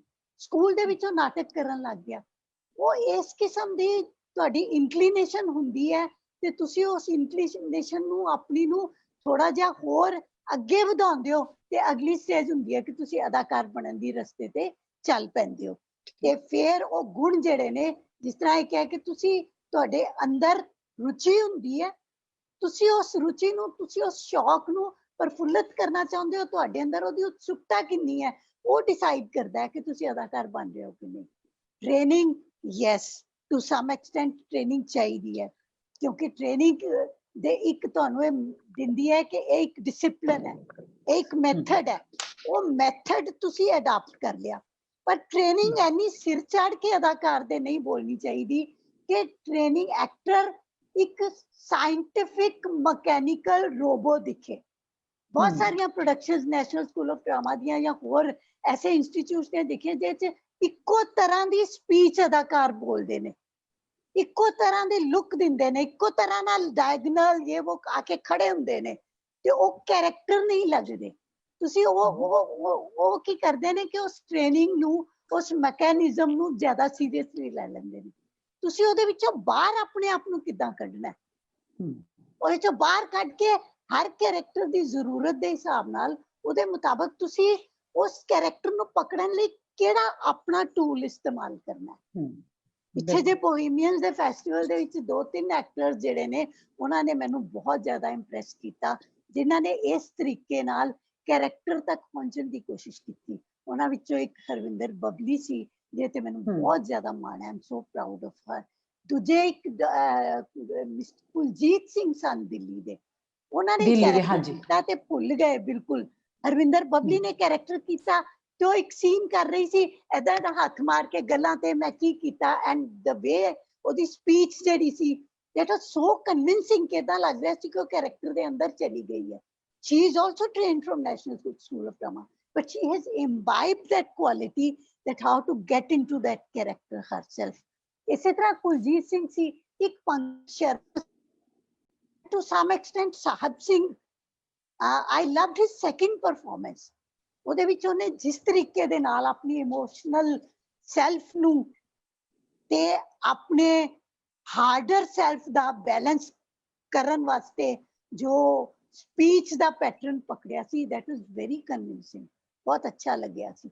So training definitely ਜ਼ਰੂਰੀ ਹੈ, ਪਰ ਅਦਾਕਾਰ ਇਹਨਾਂ ਇੰਟੈਲੀਜੈਂਟ, ਇਹਨਾਂ ਸਮਝਦਾਰ ਹੋਣਾ ਚਾਹੀਦਾ ਹੈ ਕਿ ਉਹ ਟ੍ਰੇਨਿੰਗ ਨੂੰ ਪੜ੍ਹ ਕੇ ਸਮਝ ਕੇ ਉਹ ਸਾਰੀ ਲਰਨਿੰਗ ਨੂੰ ਅਨਲਰਨ ਕਰ ਸਕੇ ਕਿ ਨਾਟਕ ਤੇ ਨਾਟਕ ਦੇ ਪਾਤਰਾਂ ਦੀਆਂ ਤਹਿਾਂ ਨੂੰ ਤੱਕ ਉਸ ਸਮੁੰਦਰ ਦੇ ਵਿੱਚ ਆਪ ਗੋਤੇ ਖਾਣ ਜੋਗਾ ਹੋ ਸਕੇ, ਹੋ ਜਾਵੇ। ਮੈਮ ਚੰਦਰ ਹਬੀਬ ਜੀ ਲਿਖਦੇ ਨੇ, ਹੰਗੂਰਾ ਅਸਲ ਪ੍ਰਾਪਤੀ ਅਦਾਕਾਰ ਲਈ। ਸੇਮ ਸੇਖਾ ਜੀ ਜੁੜੇ ਹੋਏ ਨੇ, ਭੂਮਿਕੇਸ਼ਵਰ ਸਿੰਘ ਜੁੜੇ ਹੋਏ ਨੇ, ਭੁਪਿੰਦਰ ਸਿੰਘ, ਜਸਪ੍ਰੀਤ ਕੌਰ, ਬਲਜੀਤ ਸਿੰਘ ਮੋਗਾ, ਜਸ ਬਰਾੜ, ਰੂਬੀ ਘੁੰਮਣ। ਮੈਨੂੰ ਇੱਕ ਗੱਲ ਯਾਦ ਆ ਰਹੀ ਸੀ ਆਪਣੇ ਸਟੂਡੈਂਟ ਲਾਈਫ ਦੀ। ਤੁਸੀਂ ਜਦੋਂ ਅਸੀਂ ਰਿਹਰਸਲਸ ਕਰਦੇ ਸੀ, ਤੁਸੀਂ ਕੋਈ ਪਲੇ ਡਾਇਰੈਕਟ ਕਰਦੇ ਹੀ ਸੀਗੇ ਆਲਵੇਜ਼, ਤੇ ਜਦੋਂ ਤੁਸੀਂ ਸਟੂਡੀਓ ਤੇ ਸੀੜੀਆਂ ਤੇ ਬੈਠੇ, ਪੌੜੀਆਂ ਤੇ ਬੈਠੇ ਸਟੂਡੈਂਟ ਨੂੰ ਬੁਲਾ ਕੇ ਕਹਿ ਦਿੰਦੇ ਸੀ ਸਟੇਜ ਤੇ ਵੀ ਚੱਲ ਤੂੰ ਇਸ ਕਰੈਕਟਰ ਨੂੰ ਤੂੰ ਇੰਪਰੋਵਾਈਜ਼ ਕਰਕੇ ਦਿਖਾ, ਉਹਦੇ ਪਿੱਛੇ ਤੁਹਾਡੀ ਕੀ ਮਤਲਬ ਤੁਹਾਡਾ ਕੀ ਸੀਗਾ ਦਿਮਾਗ ਚ ਆਉਂਦਾ ਵੀ? ਕਿਉਂਕਿ ਮੇਰੀ ਇਹ ਜਿਗਿਆਸਾ ਤੁਹਾਨੂੰ ਪਤਾ ਆਲਵੇਜ਼ ਰਹੀ ਹੈ ਕਿ ਚੰਗਾ ਲੱਗਦਾ ਕਿ ਜਦੋਂ ਤੁਸੀਂ ਜਿਹੜਾ ਬੈਠਾ ਦੇਖ ਰਿਹਾ ਆਰਟਿਸਟ, ਸੌਰੀ ਸਟੂਡੈਂਟ ਆਰਟਿਸਟ ਕੋਈ ਵੀ, ਇਮੀਡੀਏਟ ਤੁਸੀਂ ਕਹਿ ਦਿੰਦੇ ਹੋ ਸਟੇਜ ਤੇ ਆ ਕੇ ਵੀ ਚੱਲ ਇਹ ਕਰੈਕਟਰ ਤੂੰ ਪੋਰਟਰੇਟ ਕਰਕੇ ਦਿਖਾ, ਉਹਦੇ ਪਿੱਛੇ ਤੁਹਾਡੀ ਕੀ ਮਤਲਬ ਸੋਚ ਸੀ? ਉਹ ਇਸ ਤਰ੍ਹਾਂ ਹੈ ਕਿ ਜਿਹੜਾ ਡਾਇਰੈਕਟਰ ਹੁੰਦਾ ਹੈ ਨਾ, ਉਹ ਆਪਣੇ ਨਾਟਕ ਦਾ ਪਹਿਲਾ ਦਰਸ਼ਕ ਹੁੰਦਾ। ਜੇ ਦਰਸ਼ਕ ਨੂੰ ਕੋਈ ਚੀਜ਼ ਪਸੰਦ ਆਏਗੀ ਤਾਂ ਉਹ ਚੀਜ਼ ਸਫਲ ਮੰਨੀ ਜਾਏਗੀ, ਤਾਂ ਉਹ ਨਾਟਕ ਸਫਲ ਮੰਨਿਆ ਜਾਏਗਾ।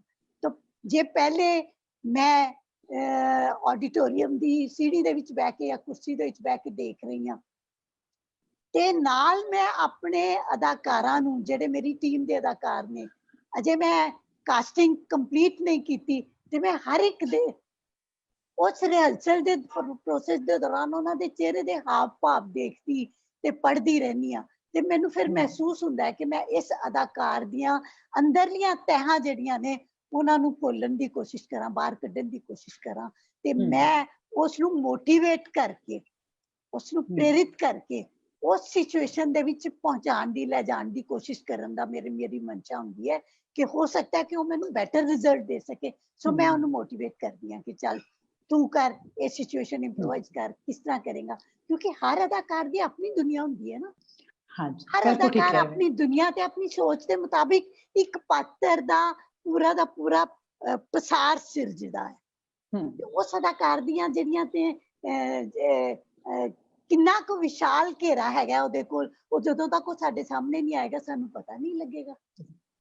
ਮੈਮ ਸਾਡੇ ਦਰਸ਼ਕਾਂ ਦੇ ਸਵਾਲ ਆ ਰਹੇ ਨੇ ਨੋਰਾ ਰਿਚਰਡ ਨਾਟਕ ਨੂੰ ਲੈ ਕੇ, ਪਲੀਜ਼ ਥੋੜਾ ਜਿਹਾ ਉਹਦੀ ਸਕ੍ਰਿਪਟ ਬਾਰੇ, ਤੇ ਵੈਸੇ ਤੁਸੀਂ ਐਕਟਿੰਗ ਦੀ ਗੱਲ ਕਰ ਚੁੱਕੇ ਹੋ ਪਰ ਸਵਾਲ ਆ ਰਹੇ ਨੇ ਤਾਂ ਉਹ ਵੀ, ਕਿਵੇਂ ਤੁਸੀਂ ਉਸ ਕਰੈਕਟਰ ਨੂੰ ਕਨਸੀਵ ਕੀਤਾ? ਉਹ ਕੈਰੈਕਟਰ ਅਸਲ ਦੇ ਵਿੱਚ ਮੈਂ ਦੱਸਿਆ ਸੀ ਪਹਿਲਾਂ ਵੀ, ਮੈਂ ਇੱਕ ਡਿਸਕਸ਼ਨ ਦੇ ਵਿੱਚ ਗੱਲ ਹੋਈ ਸੀ ਤੇ ਮੈਂ ਚਰਚਾ ਕੀਤੀ ਸੀ ਕਿ ਮੈਂ 1971 ਤੋਂ ਅੰਦਰੇਟਾ ਜਾ ਰਹੀ ਹਾਂ, ਜਦੋਂ ਮੈਂ ਸਟੂਡੈਂਟ ਸੀ। ਹਰਪਾਲ ਟਿਵਾਣਾ ਨੇ ਪਲੇ ਕੀਤਾ ਸੀ, ਉਸ ਸਾਲ ਨੋਰਾ ਰਿਚਰਡ ਦੀ ਡੈਥ ਹੋਈ ਸੀ, ਤਾਂ ਮੇਰੀ ਉਮਰ 20 ਸਾਲ ਦੀ ਸੀ। ਮੈਂ ਇੱਕ ਨਾਟਕ ਦੇ ਵਿੱਚ ਆਈਸੀ ਨੰਦਾ ਦੇ ਨਾਟਕ 'ਚ ਰੋਲ ਕਰਨ ਹਰਪਾਲ ਟਿਵਾਣਾ ਨਾਲ ਗਈ ਸੀ। ਉਸ ਤੋਂ ਬਾਅਦ ਮੈਂ 1974 ਦੇ ਵਿੱਚ ਇੱਕ ਅਧਿਆਪਕ ਦੇ ਰੂਪ ਵਿੱਚ ਥੀਏਟਰ ਡਿਪਾਰਟਮੈਂਟ ਜਦੋਂ ਜੁਆਇਨ ਕੀਤਾ, ਤੇ ਹਰ ਸਾਲ, ਕਿਉਂਕਿ ਨੋਰਾ ਰਿਚਰਡ ਆਪਣੀ ਜ਼ਮੀਨ ਯੂਨੀਵਰਸਿਟੀ ਨੂੰ ਡੋਨੇਟ ਕਰ ਗਏ ਸਨ, ਤੇ ਮੈਂ ਹਰ ਸਾਲ ਉੱਥੇ ਜਾਂਦੀ ਸਾਂ। ਉੱਥੇ ਮੇਰਾ ਇੱਕ ਅਜੀਬ ਰਿਸ਼ਤਾ, ਕਿਉਂਕਿ ਉਹਦੀ ਸਾਰੀ ਕਹਾਣੀ ਸੁਣ ਕੇ, ਉਹਦੇ ਬਾਰੇ ਸਾਰੀਆਂ ਗੱਲਾਂ ਬਾਤਾਂ ਸੁਣ ਕੇ, ਉਹਦਾ ਨੌਕਰ, ਉਹਨਾਂ ਦੇ ਫਰੈਂਡਸ, ਉਹ ਸਭ ਨੂੰ ਸੁਣ ਕੇ ਇੱਕ ਅਜੀਬ ਔਰਾ ਜਿਹੜਾ ਸੀ ਉਹ ਕ੍ਰੀਏਟ ਹੋ ਚੁੱਕਾ ਸੀ। ਮੇਰਾ ਉਹਦੀ ਜ਼ਮੀਨ ਨਾਲ, ਉਹਦੀ ਧਰਤੀ ਨਾਲ ਇੱਕ ਐਸਾ ਸੰਬੰਧ ਜੁੜ ਗਿਆ। I think I was the only person ਜਿਹੜੀ ਹਰ ਸਾਲ ਆਲਮੋਸਟ ਉੱਥੇ ਜਾਂਦੀ ਰਹੀ ਹੈ, ਔਰ 30-35 ਸਾਲ ਜਿੰਨੇ ਸਾਲ ਮੈਂ ਉੱਥੇ हाँ ਰਹਿਣਾ, ਕੁਝ ਜਗ੍ਹਾ ਨੂੰ ਛੱਡ ਕੇ। ਤੇ ਉਸ ਜਗ੍ਹਾ ਨਾਲ, ਉਸ ਪਾਤਰ ਨਾਲ ਮੇਰਾ ਸੰਬੰਧ ਇੰਨਾ ਅੰਤਰੀਵ ਹੋ ਗਿਆ ਕਿ ਉਸ ਦੇ ਕਮਰੇ 'ਚ ਜਾ ਕੇ ਮੈਂ ਸੌਂਦੀ ਹੁੰਦੀ ਸੀਗੀ। ਮੈਂ ਗੈਸਟ ਹਾਊਸ ਦੇ ਕਮਰੇ 'ਚ ਨਹੀਂ ਸੀ ਸੌਂਦੀ ਹੁੰਦੀ। ਤੇ ਉਹ ਜਿਸ ਵੇਲੇ ਮੈਂ ਨਾਟਕ ਸ਼ੁਰੂ ਹੁੰਦਾ ਸੀ, ਘੰਟੀਆਂ ਵਜਾਉਂਦੀ ਸੀ, ਤੇ ਮੇਰੇ ਕੁਲੀਗਸ ਜਿਹੜੇ ਸੀ, ਡਾਕਟਰ ਸੁਨੀਤਾ ਜੀ, ਗੁਰਚਰਨ ਜੀ, ਹੋਰ, ਉਹ ਮਜ਼ਾਕ ਕਰਦੇ ਸੀ, ਕਹਿੰਦੇ ਮੈਡਮ ਤੁਸੀਂ ਨੋਰਾ ਬਣ ਜਾਓ, अच्छा ਤੁਸੀਂ ਨੋਰਾ ਦਾ ਰੋਲ ਕਰ ਲਓ, ਡਰਾਮਾ ਲਿਖ ਲਓ ਆਪਣੇ ਲਈ। तो I हाँ thought at that time that they are joking. ਉਹ ਕਿਤੇ ਮੇਰੇ ਅੰਦਰ ਸ਼ਾਇਦ ਕਿਤੇ ਉਬਲਦਾ ਫੜਦਾ ਰਿਹਾ। ਅਚਾਨਕ ਕੇਵਲ ਧਾਲੀਵਾਲ ਨੇ ਇੱਕ ਦਿਨ ਕਿਹਾ ਮੈਨੂੰ ਸਕ੍ਰਿਪਟ ਲਿਖਣ ਲਈ, ਉਹਨੇ ਕਿਹਾ ਕਿ ਮੇਰੇ ਮਨ 'ਚ ਆਇਆ ਕਿ ਮੈਂ ਕੁਝ ਕਰਨਾ ਚਾਹਨਾ, ਤੁਸੀਂ ਇਹਦੀ ਸਕ੍ਰਿਪਟ ਲਿਖੋ ਤੇ ਰੋਲ ਵੀ ਤੁਸੀਂ ਕਰੋ। ਸੋ ਕੇਵਲ ਵਰਗਾ ਡਾਇਰੈਕਟਰ ਅਗਰ ਇਹ ਕਹਿੰਦਾ ਅਗਰ, ਤਾਂ ਮੈਨੂੰ ਲੱਗਿਆ ਕਿ ਯੈਸ ਸ਼ਾਇਦ ਮੈਂ ਕਰ ਸਕਦੀ ਹੋਵਾਂਗੀ। ਤੇ ਮੈਂ ਉਹਨੂੰ ਨਾ ਨਹੀਂ ਕੀਤੀ। ਮੇਰੇ ਅੰਦਰ ਸ਼ਾਇਦ ਕਿਤੇ ਰੀਚ ਸੀ ਪਲਦੀ ਪਈ, ਇਸ ਕਰਕੇ ਮੈਂ ਨਾ ਕਰ ਹੀ ਨਹੀਂ ਸਕੀ ਉਹਨੂੰ। ਤਾਂ ਫਿਰ ਸਕ੍ਰਿਪਟ ਲਿਖਣ ਦਾ ਪ੍ਰੋਸੈਸ 1 ਸਾਲ ਦਾ ਸੀ। ਮੈਂ ਕਹਿ ਵੀ ਦਿੱਤਾ ਸੀ 1 ਸਾਲ। ਉਹ 1 ਸਾਲ ਪਾਤਰ ਦੇ ਨਾਲ ਜੀਵੀ ਮੈਂ। ਉਹ ਪਾਤਰ ਮੇਰੀ ਕਲਪਨਾ ਦੇ ਵਿੱਚ ਘੜਿਆ ਗਿਆ, ਪਾਤਰ ਜਿੰਦਾ ਰਿਹਾ। ਮੈਂ ਉਹਦੇ ਬਾਰੇ ਰਿਸਰਚ ਕੀਤੀ, ਉਹਦੀਆਂ ਚੀਜ਼ਾਂ ਪੜ੍ਹੀਆਂ, ਉਹਦੀ ਲੇਖਣੀ ਪੜ੍ਹੀ, ਉਹਦੇ ਨਾਟਕ ਪੜ੍ਹੇ, ਉਹਦੇ ਹਸਬੈਂਡ ਨੇ ਉਹਨੂੰ ਜਿਹੜੀਆਂ ਚਿੱਠੀਆਂ ਲਿਖੀਆਂ, ਜਿਹੜੀਆਂ ਉਹਨੇ ਵਾਪਸ ਲਿਖੀਆਂ, ਉਹ ਪੜ੍ਹੀਆਂ। ਇਹ ਸਾਰਾ ਰਿਸਰਚ ਮਟੀਰੀਅਲ ਇਕੱਠਾ ਕਰਕੇ ਜਿਸ ਵੇਲੇ ਮੈਂ ਕਾਫੀ ਜ਼ਿਆਦਾ ਇਹਦੇ ਬਾਰੇ ਜਾਣਕਾਰੀ ਪ੍ਰਾਪਤ ਕਰ ਲਈ, ਤੇ ਉਹਨੂੰ ਫਿਰ ਨਾਟਕ ਦੇ ਵਿੱਚ ਕਿਸ ਤਰ੍ਹਾਂ ਨਾਲ ਗੁੰਦਣਾ ਬੰਨਣਾ, ਉਹਦਾ ਸਬੰਧ, ਕਿਉਂਕਿ ਉਹ ਲਾਰਜਰ ਦੈਨ ਲਾਈਫ ਫਿਗਰ ਸੀ, ਮੈਂ ਉਹਨੂੰ ਬੜੇ ਹਾਇਰ ਪੈਡੈਸਟਲ ਤੇ ਰੱਖਿਆ ਹੋਇਆ ਸੀ ਆਪਣੇ ਨਾਲ। ਉਹਦੇ ਸੰਪਰਕ ਦੇ ਵਿੱਚ ਆਉਣ ਵਾਲੇ ਵੱਡੇ ਵੱਡੇ ਵਿਅਕਤੀ ਸਨ, ਬਲਵੰਤ ਗਾਰਗੀ, ਸ਼ੋਭਾ ਸਿੰਘ, ਪ੍ਰਿਥਵੀਰਾਜ ਕਪੂਰ, ਜੈ ਦਿਆਲ, ਦੇਰ वर ਸੋ ਮੈਨੀ, ਉਹਨਾਂ ਦੀ ਲਿਸਟ ਇੰਨੀ ਲੰਬੀ ਹੈਗੀ ਹੈ, BC ਸਾਨਿਆਲ। ਤੇ ਉਹ ਆਪ ਕਿਤੇ, ਔਰ ਉਹ ਸਾਰੇ ਉਹਦੇ ਕੋਲ ਜਦੋਂ ਆਉਂਦੇ ਸੀ ਤੇ ਉਹਦੇ ਕੋਲੋਂ ਡਰਦੇ ਸੀ, ਉਹਦੇ ਕੰਪਲੈਕਸ ਖਾਂਦੇ ਸੀ ਉਹਦੇ ਸਾਹਮਣੇ।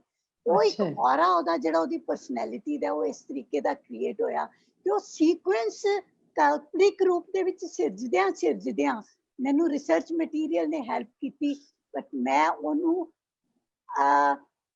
ਪਰਸਨਲ ਇਮੈਜਿਨਰੀ ਪਲੱਸ ਆਪਣੇ ਪਰਸਨਲ ਟਰੂਥਫੁਲਨੈਸ ਜਿਹਨੂੰ ਮੈਂ ਕਹਿੰਦੀ ਆ, ਉਹਦੇ ਵਿੱਚ ਜਾ ਕੇ ਮੈਂ ਉਹ ਸੀਕੁਐਂਸ ਆਪਣੀ ਤਰ੍ਹਾਂ ਨਾਲ ਆਪਣੀ ਕਲਪਨਾ ਦੀ ਨੋਰਾ ਸਿਰਜ ਕੇ ਉਹਨੂੰ ਕਰਦੀ ਰਹੀ। ਤੇ ਰੋਜ਼ ਮੈਂ 1 ਜਾਂ 2 ਪੇਜ ਤੋਂ ਵੱਧ ਨਹੀਂ ਸੀ ਲਿਖ ਸਕਦੀ।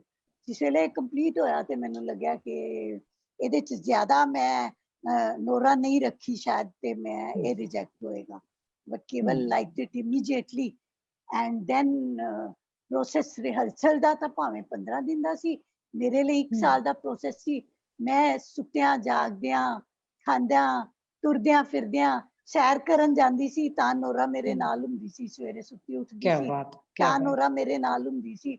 ਜਿਸ ਵੇਲੇ ਮੈਂ ਰਿਹਰਸਲਾਂ ਕਰਨ ਗਈ ਤੇ ਉੱਥੇ ਮੈਂ ਕਿਸੇ ਦੀ ਨਹੀਂ ਸੁਣੀ, ਮੈਂ ਆਪਣੇ ਤਰੀਕੇ ਦੇ ਨਾਲ ਉਹਦੀ ਬਾਡੀ ਲੈਂਗੁਏਜ ਨੂੰ ਲੱਭਣ ਦੀ ਕੋਸ਼ਿਸ਼ ਨਹੀਂ ਕੀਤੀ। ਚੁਬੌਕੇ ਹੋਇਆ ਉਹ ਏਦਾਂ ਤੁਰਦੀ ਸੀ ਕਿ ਨਹੀਂ ਤੁਰਦੀ ਸੀ ਮੈਨੂੰ ਨਹੀਂ ਪਤਾ, ਉਹ ਏਦਾਂ ਬੋਲਦੀ ਸੀ ਕਿ ਨਹੀਂ ਬੋਲਦੀ ਸੀ ਮੈਨੂੰ ਨਹੀਂ ਪਤਾ। ਉਹ ਮੇਰੀ ਕਲਪਨਾ ਦੀ ਨੋਰਾ ਸੀ। ਪਰ ਪਰਫਾਰਮੈਂਸ ਤੋਂ ਬਾਅਦ ਜਦੋਂ ਮੈਨੂੰ ਇਹੋ ਜਿਹਾ ਹੁੰਗਾਰਾ ਮਿਲਿਆ, ਜਦੋਂ ਉਹਨਾਂ ਨੇ ਦਰਸ਼ਕਾਂ ਨੇ ਇਹ ਕਿਹਾ ਕਿ ਸਾਨੂੰ ਇਹ ਲੱਗਿਆ ਹੀ ਨਹੀਂ ਕਿ ਅਸੀਂ ਨਵਨਿੰਦਰ ਬਹਿਲ ਮੈਡਮ ਨੂੰ ਦੇਖ ਰਹੇ ਹਾਂ, ਸਾਨੂੰ ਇਹ ਲੱਗਿਆ ਅਸੀਂ ਨੋਰਾ ਨੂੰ ਹੂਬਹੂ ਵੇਖ ਰਹੇ ਹਾਂ। ਬਿਲਕੁਲ ਠੀਕ ਕਹਿ ਰਹੇ। ਮੈਂ ਅਸੀਂ ਮਤਲਬ ਗੁੰਮ ਹੀ ਗਏ ਸੀ, ਅੰਦਰੇਟੇ ਤੁਹਾਡੇ ਨਾਲ ਹੀ ਜਾਂਦੇ ਹੁੰਦੇ ਸੀ ਸਟੂਡੈਂਟ ਲਾਈਫ 'ਚ, ਲੱਗਣ ਲੱਗ ਗਿਆ ਸੀ ਉਹ ਨੋਰਾ ਹੀ ਤੁਰੇ ਆ ਰਹੇ ਕਿਤੇ ਨਾ ਕਿਤੇ। ਮੈਮ ਇੱਕ ਸਵਾਲ ਹੈ ਕਿ ਅਦਾਕਾਰੀ ਦੀਆਂ ਵਿਵਹਾਰਿਕ ਸਮੱਸਿਆਵਾਂ ਕੀ ਨੇ, ਉਹਦੇ ਬਾਰੇ ਕੋਈ ਸਾਨੂੰ ਜਾਣਨਾ ਪਾਓ। ਵਿਵਹਾਰਿਕ ਸਮੱਸਿਆਵਾਂ ਤੋਂ ਮੈਨੂੰ ਮਤਲਬ ਨਹੀਂ ਸਮਝ ਆਈ, ਪਰ ਮੇਰੇ ਹਿਸਾਬ ਨਾਲ ਜੋ ਵਿਵਹਾਰਿਕ ਸਮੱਸਿਆ ਤੁਸੀਂ ਦਾ ਜ਼ਿਕਰ ਕਰ ਰਹੇ ਹੋ ਉਹ ਸ਼ਾਇਦ ਇਹ ਹੈ ਕਿ ਇੱਕ ਤੇ ਅਦਾਕਾਰ ਇੱਕ ਜਿਹੜਾ ਉਹ ਇੱਕ ਕਲਪਨਾ ਦੀ ਦੁਨੀਆ ਦੇ ਵਿੱਚ ਜਿੰਦਾ ਹੈ ਹਮੇਸ਼ਾ, ਕਿਉਂਕਿ ਇੰਨੇ ਸਾਰੇ ਪਾਤਰ ਉਹਦੇ ਆਲੇ ਦੁਆਲੇ ਰਹਿੰਦੇ ਨੇ। ਉਹਦਾ ਰਿਆਜ਼ ਕਰਨ ਦਾ ਹੋਰ ਕੋਈ ਤਰੀਕਾ ਨਹੀਂ ਹੁੰਦਾ। ਉਹਦਾ ਰਿਆਜ਼ ਇਹ ਹੈ ਕਿ ਉਹਨੇ ਘੁੰਮਦਿਆਂ ਫਿਰਦਿਆਂ ਹਰ ਪਾਸੇ ਪਾਤਰ ਲੱਭਣੇ ਨੇ। ਉਹਨੇ ਸਬਜ਼ੀ ਵਾਲੇ ਦੇ ਵਿੱਚ ਵੀ ਪਾਤਰ ਲੱਭਣਾ, ਉਹਨੇ ਬੱਸ ਕੰਡਕਟਰ ਦੇ ਵਿੱਚ ਵੀ ਪਾਤਰ ਲੱਭਣਾ, ਉਹਨੇ ਕਿਸੇ ਪ੍ਰੋਫੈਸਰ ਨੂੰ ਮਿਲਣਾ, ਕਿਸੇ ਡਾਇਰੈਕਟਰ ਨੂੰ ਮਿਲਣਾ, ਉਹਦੇ ਵਿੱਚ ਵੀ ਉਹਨੂੰ ਕੋਈ ਖਾਸ ਕਿਸਮ ਦੀ ਐਸੀ ਚੀਜ਼ ਨਜ਼ਰ ਆ ਜਾਣੀ ਹੈ ਕਿ ਉਹ ਇੱਕ ਐਸੀ ਦੁਨੀਆ ਦੇ ਵਿੱਚ ਚਲਾ ਜਾਂਦਾ ਹੈ ਕਿ ਉਹ ਵਿਵਹਾਰਕ ਪ੍ਰੈਕਟੀਕਲ ਨਹੀਂ ਰਹਿੰਦਾ, ਉਹ ਹਮੇਸ਼ਾ ਆਪਣੀ ਦੁਨੀਆ ਦੇ ਵਿੱਚ ਜਿੰਦਾ। ਦੂਜਾ ਵਿਵਹਾਰਿਕ ਤੋਂ ਭਾਵ ਇਹ ਹੈ ਕਿ ਐਕਟਰ ਨੂੰ रोजी रोटी कमानी जिहड़ी है वो बहुत औखी है। एक अदाकार, पेशेवर अदाकार किवें बने, पेशेवर अदाकार बनन लई थिएटर ਉਹਨੂੰ पैसे नहीं देंदा, ना कदी दिते सी, ना कदी दिंदा, ना कदी देवेगा। ਉਹਦੇ ਲਈ ਅੱਜ ਉਹਨੂੰ ਫਿਲਮ ਜਾਂ ਟੈਲੀਵਿਜ਼ਨ ਦਾ ਰੁਖ ਕਰਨਾ ਪੈਂਦਾ, ਉੱਥੇ ਉਹਨੂੰ ਪੈਸੇ ਮਿਲਦੇ ਆ। ਪਰ ਉੱਥੇ ਵੀ ਜੋ ਉਹਦੀ ਲਾਪਾ ਹੁੰਦੀ ਹੈ, ਜੋ ਆਡੀਸ਼ਨਸ ਦੇ ਵਿੱਚ ਪ੍ਰੋਸੈਸ ਦੇ ਵਿੱਚੋਂ ਉਹਨੂੰ ਗੁਜ਼ਰਨਾ ਪੈਂਦਾ, ਜੋ ਕਈ ਸਾਲਾਂ ਦੀ ਸਟਰਗਲ ਵਿੱਚੋਂ ਉਹਨੂੰ ਗੁਜ਼ਰਨਾ ਪੈਂਦਾ, ਇਹ ਉਹਦੀ ਨੀਅਤੀ ਹੈ, ਇਹ ਉਹਦੀ ਹੋਣੀ ਹੈ। ਇਸ ਹੋਣੀ ਕਰਕੇ ਹੀ ਉਹ ਅਦਾਕਾਰ ਹੈ। ਇਹ ਸਾਰੇ ਕਰਕੇ ਉਹ ਹਰ ਤਰ੍ਹਾਂ ਦੇ ਪਾਤਰ ਤੇ ਹਰ ਤਰ੍ਹਾਂ ਦੇ ਕੈਰੈਕਟਰ ਤੱਕ ਪਹੁੰਚ ਸਕਦਾ ਹੈ, ਕਿਉਂਕਿ ਉਹਦੀ ਹੱਡੀ ਉਸ ਤਰੀਕੇ ਦੀ ਹੋ ਗਈ ਹੁੰਦੀ ਹੈ। ਉਹ ਸਪਿਰਿਚੁਅਲਿਟੀ ਦੇ ਲੈਵਲ ਤੱਕ ਇੱਕ ਵੱਖਰੀ ਦੁਨੀਆ ਦੇ ਵਿੱਚ ਜੀ ਰਿਹਾ ਹੁੰਦਾ ਹੈ। ਤੇ ਮੈਨੂੰ ਲੱਗਦਾ ਜਿਹੜਾ ਬੰਦਾ ਇਸ ਤਰ੍ਹਾਂ ਦੀ ਜ਼ਿੰਦਗੀ ਜੀ ਸਕਦਾ ਹੈ, ਉਹ ਅਦਾਕਾਰ ਬਣ ਸਕਦਾ ਹੈ, ਉਹਦੀ ਪਹਿਚਾਨ ਵੀ ਬਣ ਜਾਂਦੀ ਹੈ। ਪਰ ਉਸ ਪ੍ਰੋਸੈਸ ਦੇ ਵਿੱਚੋਂ ਲੰਘਣਾ ਜਿਹੜਾ ਹੈ, ਉਹ ਉਸ ਪ੍ਰੋਸੈਸ ਵਿੱਚੋਂ ਜੇ ਇੱਕ ਵਾਰੀ ਲੰਘ ਗਿਆ ਤੇ ਫਿਰ there is no looking back. ਇਹ ਹਰ ਬੰਦੇ ਨੂੰ ਆਪਣੀ ਉਸ ਸਟਰਗਲ ਦੇ ਦੌਰ ਵਿੱਚੋਂ ਗੁਜ਼ਰਨਾ ਪੈਂਦਾ ਹੈ। ਇਹ ਵਿਵਹਾਰਿਕ ਸਮੱਸਿਆ ਜਿਹੜੀ ਹੈ, ਇਹ ਹਮੇਸ਼ਾ ਲਈ ਅਦਾਕਾਰ ਦੇ ਨਾਲ ਜੁੜੀ ਰਹੇਗੀ। हेलो, हाँ हेलो, हेलो, हाँ जी मैम, आवाज आ रही है? हाँ हाँ आ रही है। हाँ जी, अच्छा मैम, मैनू एक सवाल होर मेरे दिमाग च आ रहा। तुसीं फिल्म लाइन की गल कीती, टीवी की गल कीती, तुसीं बहुत वड्डियां वड्डियां फिल्मां कीतियां। माचिस वर्गी फिल्म जदों असीं स्टूडेंट सी असीं देखी, ਉਹਨੂੰ ਮਾਣਿਆ। थिएटर ਦੀ एक्टिंग ਤੇ टीवी ਦੀ एक्टिंग ਜਾਂ सिनेमे ਦੀ एक्टिंग ਚ ਵੈਸੇ ਤਾਂ ਬਹੁਤ ਫਰਕ ਹੈ, ਪਰ ਜਿਹੜਾ ਕਰੈਕਟਰ ਪੋਰਟਰੇਟ ਕਰਨਾ ਹੈ, ਉਹਦਾ ਕਿੰਨਾ ਕੁ ਡਿਫਰੈਂਸ ਤੁਹਾਨੂੰ ਉਹਦੇ ਚ ਕੀ ਮਤਲਬ ਸਾਨੂੰ ਚਾਹੀਦਾ ਹੈ? ਮੈਂ ਇਹ ਸਾਰੀ ਸਾਡੀ ਜਿਗਿਆਸਾ ਆਪਣੀ ਤੇ ਸਾਡੇ ਦਰਸ਼ਕਾਂ ਦੀ ਜਿਗਿਆਸਾ ਤੁਹਾਡੇ ਅੱਗੇ ਰੱਖ ਰਹੀ ਹਾਂ। ਜਦੋਂ ਮੈਂ ਕਹਿ ਰਹੀ ਸੀ ਨਾ ਕਿ ਥੀਏਟਰ ਟ੍ਰੇਨਿੰਗ ਦਾ ਸਿਸਟਮ ਜਿਹੜਾ ਉਹ ਪੁਰਾਣਾ ਹੋ ਚੁੱਕਾ ਹੈ। ਸਾਡਾ ਥੀਏਟਰ ਟ੍ਰੇਨਿੰਗ ਦਾ ਸਿਸਟਮ 75 ਸਾਲ ਪੁਰਾਣਾ ਹੈ, ਔਰ ਸਾਨੂੰ ਇੱਕ ਨਵੇਂ ਥੀਏਟਰ ਟ੍ਰੇਨਿੰਗ ਸਿਸਟਮ ਦੀ ਤਲਾਸ਼ ਹੈ ਤੇ ਇੱਕ ਨਵੇਂ ਥੀਏਟਰ ਟ੍ਰੇਨਿੰਗ ਸਿਸਟਮ ਨੂੰ ਲੱਭਣ ਦੀ ਕੋਸ਼ਿਸ਼ ਹੈ। ਉਹ ਇਸੇ ਲਈ ਕਿਹਾ ਸੀ ਕਿ ਅੱਜ ਦਾ ਥੀਏਟਰ ਐਕਟਰ ਜਿਹੜਾ ਉਹਦੇ ਲਈ ਸਪੇਸ ਦਾ ਮਤਲਬ ਬਦਲ ਗਿਆ, ਤੇ ਇਸ ਲਈ ਥੀਏਟਰ ਐਕਟਰ, ਟੀਵੀ ਐਕਟਰ ਤੇ ਸਿਨੇਮੇ ਦੇ ਐਕਟਰ ਵਿੱਚ ਕੋਈ ਬਹੁਤਾ ਫਰਕ ਨਹੀਂ ਰਹਿ ਜਾਂਦਾ। ਫਿਰ ਤੁਸੀਂ ਥੀਏਟਰ ਦੇ ਵਿੱਚ, ਥੀਏਟਰ ਤੁਹਾਡੀ ਸਾਧਨਾ ਦੀ ਜਗ੍ਹਾ ਹੈ, ਸਾਧਨਾ ਦੀ ਸਪੇਸ ਹੈ, ਰਿਹਰਸਲ ਦੀ ਸਪੇਸ ਹੈ, ਰਿਆਜ਼ ਦੀ ਸਪੇਸ ਹੈ। ਉੱਥੋਂ ਤੁਸੀਂ ਟੈਲੀਵਿਜ਼ਨ ਜਾਂ ਸਿਨੇਮੇ ਜਾਣਾ, ਕਿਉਂਕਿ ਤੁਹਾਡੇ ਕੋਲ ਕੋਈ ਰਸਤਾ ਨਹੀਂ ਹੈ। ਹਰ ਕੋਈ ਕੇਵਲ ਧਾਲੀਵਾਲ ਨਹੀਂ ਬਣ ਸਕਦਾ, ਉਹ ਵੀ ਐਕਟਰ ਨਹੀਂ ਹੈ, ਉਹ ਵੀ ਗਰੁੱਪ ਰਨ ਕਰ ਰਿਹਾ, ਡਾਇਰੈਕਟਰ ਹੈ। ਹਰ ਕੋਈ ਹਰਪਾਲ ਟਿਵਾਣਾ ਨਹੀਂ ਬਣ ਸਕਦਾ, ਉਹ ਵੀ ਡਾਇਰੈਕਟਰ ਸੀ।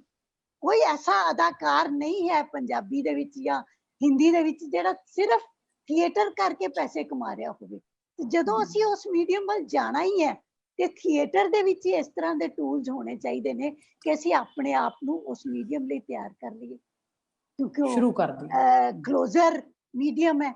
ਉਹਦੇ ਵਿੱਚ ਤੁਹਾਡੀਆਂ ਅੱਖਾਂ ਦੇ ਪਰਵੱਟੇ, ਤੁਹਾਡੀਆਂ ਪਲਕਾਂ, ਤੁਹਾਡੇ ਬੁੱਲਾਂ ਦੀ ਮੂਵਮੈਂਟ ਨਜ਼ਰ ਆਉਂਦੀ ਹੈ।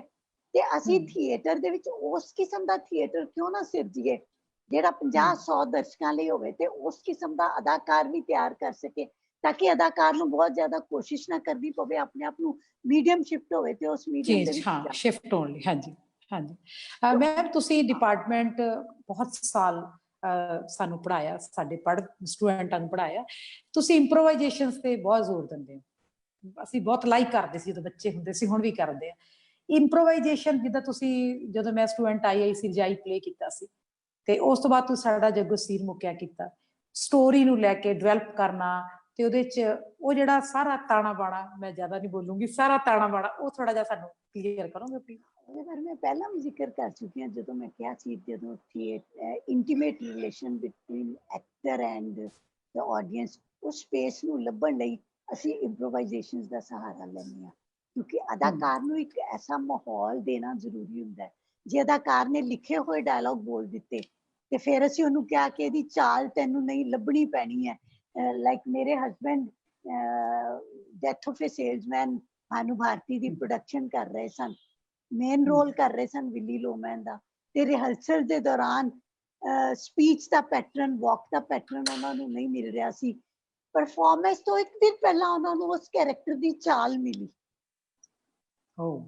ਹੁਣ ਤੁਸੀਂ ਰਿਹਰਸਲ ਕਰਦੇ ਹੋ, ਜਦੋਂ ਡੇਲੀ ਤੁਸੀਂ ਉਹ ਡਾਇਲੌਗ ਯਾਦ ਕਰਕੇ ਉਹ ਡਾਇਲੌਗ ਬੋਲਦੇ ਹੋ, ਡੇਲੀ ਤੁਸੀਂ ਆਪਣੇ ਆਪ ਨੂੰ ਉਸ ਕੈਰੈਕਟਰ ਵਿੱਚ ਨਵੀਆਂ ਨਵੀਆਂ ਚੀਜ਼ਾਂ ਇਵੋਲਵ ਕਰਨ ਦੀ ਕੋਸ਼ਿਸ਼ ਕਰਦੇ ਹੋ, ਉਹਦਾ ਜ਼ਿਆਦਾ ਜਿਹੜਾ ਇੱਕ ਤਰ੍ਹਾਂ ਦਾ ਮਾਹੌਲ ਹੈ ਉਹ ਤੁਹਾਨੂੰ ਇੰਪਰੋਵਾਈਜ਼ੇਸ਼ਨ ਦੇ ਸੈਸ਼ਨ ਦੇ ਵਿੱਚ ਮਿਲ ਸਕਦਾ, ਜਿਹਦੇ ਵਿੱਚ ਤੁਸੀਂ ਵੱਖਰੀ ਵੱਖਰੀ ਤਰ੍ਹਾਂ ਦੇ ਐਕਸਪੈਰੀਮੈਂਟ ਕਰ ਸਕਦੇ ਹੋ, ਵੱਖਰੀ ਵੱਖਰੀ ਤਰ੍ਹਾਂ ਨਾਲ ਐਕਸ਼ਨ ਰਿਐਕਸ਼ਨ ਕਰ ਸਕਦੇ ਹੋ। ਉਹ ਪ੍ਰੀ ਪਲਾਨਡ ਨਹੀਂ ਹੁੰਦੇ, ਉਹ ਡਾਇਰੈਕਟਰ ਨੇ ਨਹੀਂ ਕਿਹਾ ਹੁੰਦਾ ਕਿ ਤੂੰ ਇੱਥੋਂ ਇੰਨੀ ਦੂਰ ਇੱਥੇ ਜਾ ਕੇ ਖੱਬਿਆ ਜਾ ਕੇ ਉਹਦੇ ਵੱਲ ਮੁੜ ਕੇ ਦੇਖ ਕੇ ਫਿਰ ਉਹਦੇ ਨਾਲ ਏਦਾਂ ਹੱਸਣਾ ਹੈ, ਏਦਾਂ ਰੋਣਾ ਹੈ, ਏਦਾਂ ਗੱਲ ਕਰਨੀ ਹੈ। ਨਹੀਂ, ਡਾਇਰੈਕਟਰ ਕਹਿੰਦਾ ਕਿ ਤੁਸੀਂ ਆਪਣੇ ਆਪ ਦੇ ਵਿੱਚ ਇੱਕ ਰਿਸ਼ਤਾ ਡਿਵੈਲਪ ਕਰੋ। ਉਹ ਰਿਸ਼ਤਾ ਡਿਵੈਲਪ ਕਰਨ ਲਈ ਜਿਹੜੇ ਸੀਨ ਦੇ ਅਦਾਕਾਰ ਨੇ ਉਹਨਾਂ ਨੂੰ ਉਸ ਇੰਪਰੋਵਾਈਜ਼ੇਟਰੀ ਐਕਸਰਸਾਈਜ਼ ਦੇ ਵਿੱਚੋਂ ਲੰਘਣਾ ਜ਼ਰੂਰੀ ਹੁੰਦਾ, ਤਾਂ ਕਿ ਉਹ ਇੱਕ ਐਸਾ ਰਿਸ਼ਤਾ ਕਾਇਮ ਕਰ ਸਕਣ, ਪਾਤਰ ਦੇ ਨਾਲ ਦੂਜੇ ਪਾਤਰ ਦੇ ਰਿਸ਼ਤੇ ਨੂੰ ਪਹਿਚਾਨ ਸਕਣ, ਸਮਝ ਸਕਣ ਤੇ ਉਹਨਾਂ ਤਹਿਾਂ ਤੱਕ ਕੱਪੜ ਸਕਣ, ਜਿਨ੍ਹਾਂ ਤਹਿਾਂ ਦੀ ਮੈਂ ਪਹਿਲਾਂ ਜ਼ਿਕਰ ਕਰ ਚੁੱਕੀ ਹਾਂ। ਉਹਦੇ ਲਈ ਉਸ ਪ੍ਰੋਸੈਸ ਚੋਂ ਲੰਘਣ ਲਈ, ਜਿਸ ਤਰ੍ਹਾਂ ਕੋਈ ਰੋਮਾਂਟਿਕ ਸੀਨ ਹੈ, ਉਹ ਦੋਨੋਂ ਬੈਠੇ ਡਾਇਲੌਗ ਬੋਲ ਰਹੇ ਨੇ ਤੇ ਜੋ ਡਾਇਲੌਗ ਬੋਲੇ ਜਾ ਰਹੇ ਨੇ ਉਹਦੇ ਤੋਂ ਇਲਾਵਾ ਜੋ ਲਿਖੇ ਹੋਏ ਡਾਇਲੌਗ ਨਹੀਂ ਹੈ, ਜੋ ਸਬਟੈਕਸਟ ਹੈ, ਉਹ ਬਹੁਤ ਇੰਪੋਰਟੈਂਟ ਹੈ। ਤੇ ਮੈਂ ਇੱਕ ਪਲੇ ਕਰ ਰਹੀ ਸੀ, ਮੇਰੇ ਦੋ ਲੜਕਾ ਲੜਕੀ ਬੈਠੇ ਹੋਏ ਸੀ ਤੇ ਮੈਂ ਉਹਨਾਂ ਨੂੰ ਕਹਿ ਰਹੀ ਸੀ ਕਿ ਖੇਲੋ ਇੱਕ ਦੂਜੇ ਨਾਲ, ਤੇ ਉਹ ਕਹਿੰਦੇ ਕਿਵੇਂ ਖੇਲੀਏ, ਕੀ ਖੇਲੀਏ, ਉਹ ਡਾਇਲੌਗ ਬੋਲ ਲੈਣ, ਫਿਰ ਹੱਸਣ ਲੱਗ ਜਾਣ ਇੱਕ ਦੂਜੇ ਵੱਲ ਦੇਖ ਕੇ। ਤੇ ਮੈਂ ਏਦਾਂ ਕੀਤਾ, ਏਦਾਂ ਕਰ, ਏਦਾਂ ਕਰ, ਏਦਾਂ ਕਰ, ਏਦਾਂ ਏਦਾਂ ਏਦਾਂ ਏਦਾਂ ਕਰ, ਤੇ ਉਹ ਹੋਰ ਕੁਝ ਆਪਣੀ ਮਰਜ਼ੀ ਨਾਲ ਕਰ। तो they evolved ਉਹ ਸਬਟੈਕਸਟ ਨੂੰ ਸਮਝ ਕੇ ਇਵੋਲਵ ਕਰ ਸਕਦੇ ਨੇ ਕਿ ਉਹ ਖੇਲ ਕਿਦਾਂ ਸਕਦੇ ਆ। ਉਹਨਾਂ ਨੂੰ ਖੇਲਣ ਲਈ ਉਹ ਸਪੇਸ ਦੇਣ ਲਈ ਇੰਪਰੋਵਾਈਜ਼ੇਸ਼ਨ ਦੀ ਬਹੁਤ ਜ਼ਰੂਰਤ ਹੈ, ਤਾਂ ਕਿ ਅਸੀਂ ਜੋ ਅਣਲਿਖਿਆ ਹੈ ਸਕ੍ਰਿਪਟ ਦੇ ਵਿੱਚ, ਜਿਹੜੇ ਫਿਲ ਇਨ ਦਾ ਬਲੈਂਕਸ ਨੇ, ਜੋ ਸਬਟੈਕਸਟ ਹੈ, ਉਹਦੀਆਂ ਤਹਿਾਂ ਤੱਕ ਪਹੁੰਚ ਸਕੀਏ। ਮੈਮ ਸਾਡੇ ਨਾਲ ਸੰਜੀਵਨ ਸਿੰਘ ਜੀ ਜੁੜ ਚੁੱਕੇ ਨੇ, ਕੁਮਾਰ ਪਵਨਦੀਪ ਜੁੜੇ ਹੋਏ ਨੇ। ਚੰਦਰ ਵੀਰ ਜੀ ਦਾ ਇੱਕ ਕੁਐਸਚਨ ਹੈ ਕਿ ਜਿਹੜੀ ਤੁਹਾਡੀ ਬੈਕਡ੍ਰੌਪ ਤੇ ਫੋਟੋਗ੍ਰਾਫ ਪਈ ਹੈ, ਉਹ ਫੋਟੋਗ੍ਰਾਫ ਬਾਰੇ ਸਾਨੂੰ ਜਾਣੋ, ਕਿਸ ਨਾਟਕ ਦੀ ਹੈ ਤੇ ਕੀ ਉਹ ਸੀਨ ਹੈ? ਇਹ ਫਿਲਮ ਹੈ ਜਿਹੜੀ ਬੜੀ ਅਟਰੈਕਟ ਕਰ ਰਹੀ ਹੈ ਸਾਨੂੰ। ਮੈਂ ਵੀ ਪੁੱਛਣਾ ਸੀ, ਉਹਨਾਂ ਨੇ ਪੁੱਛ ਹੀ ਲਿਆ। ਇਹ ਚਿੜੀਆਂ ਦਾ ਚੰਬਾ ਫਿਲਮ ਕੀਤੀ ਸੀ 1990 ਦੇ ਵਿੱਚ। ਪੰਜਾਬ ਦੀ ਬੈਕਗ੍ਰਾਉਂਡ ਦੇ ਵਿੱਚ 3 ਕੁੜੀਆਂ ਦੀ ਕਹਾਣੀ ਸੀ। ਉਹਦੇ ਵਿੱਚ ਮਤਲਬ ਫਿਲਮ ਬਹੁਤ ਪਪੂਲਰ ਹੋਈ ਸੀ। ਤਪੇਸ਼ ਚਿੜੀਆਂ ਦਾ ਚੰਬਾ, ਰਾਣੀ ਕੋਕਿਲਾ, ਇਹ ਚਿੜੀਆਂ ਦਾ ਚੰਬਾ ਦੀ ਫੋਟੋ ਹੈ, ਜਿਹਦੇ ਵਿੱਚ ਅਖੀਰ ਸਾਰੇ ਮਰਦ ਘਰ ਦੇ ਮਰ ਜਾਂਦੇ ਨੇ, ਅਖੀਰ ਸਿਰਫ ਔਰਤਾਂ ਬਚੀਆਂ ਰਹਿ ਜਾਂਦੀਆਂ ਨੇ। ਤੇ ਜ਼ਮੀਨ ਦੇ ਨਾਲ ਜਿਹੜਾ ਔਰਤ ਦਾ ਰਿਸ਼ਤਾ ਹੈ ਪੰਜਾਬ ਦੀ ਬੈਕਗ੍ਰਾਉਂਡ 'ਚ, ਉਹਦੇ ਬਾਰੇ ਫਿਲਮ ਸੀ। ਇਹ ਫੈਸਟੀਵਲ ਆਫ ਇੰਡੀਆ ਦੇ ਵਿੱਚ ਦੂਰਦਰਸ਼ਨ ਵੱਲੋਂ ਭੇਜੀ ਗਈ ਸੀ, ਦੂਰਦਰਸ਼ਨ ਲਈ ਬਣਾਈ ਸੀ। Thank you ma'am. ਮੈਮ ਜਿੱਦਾਂ ਤੁਸੀਂ ਇਸ਼ਕਬਾਜ਼ ਸਟਾਰ ਪਲੱਸ ਤੇ ਸੀਰੀਅਲ ਕੀਤਾ, ਲਗਾਤਾਰ 3 ਸਾਲ ਬੜਾ ਹਿੱਟ ਸੀਰੀਅਲ ਅਸੀਂ ਦੇਖਦੇ ਰਹੇ। ਮੁਕਤੀ ਭਵਨ ਇੱਕ ਜਿਹੜੀ NDTV ਵਾਲਿਆਂ ਨੇ 10 ਫਿਲਮਾਂ ਚੋਂ 5ਵੇਂ ਨੰਬਰ ਤੇ ਸਿਲੈਕਟ ਹੋਈ। ਸਾਨੂੰ ਥੋੜਾ ਜਿਹਾ ਇਹਦੇ ਬਾਰੇ ਵੀ ਚਾਨਣਾ ਪਾਇਓ। ਬਹੁਤ ਸਾਰੀਆਂ ਤੁਹਾਡੀਆਂ ਅਸੀਂ ਐਡਸ ਦੇਖਦੇ ਆ, ਬੜਾ ਵਧੀਆ ਲੱਗਦਾ ਜਦੋਂ ਪਤਾ ਲੱਗਦਾ ਸਾਡੇ ਮੈਡਮ ਨੇ ਛਾਲ ਮਾਰੀ ਦੇ ਵੀ ਮੈਡਮ ਆ ਗਏ, ਮੈਡਮ ਆ ਗਏ।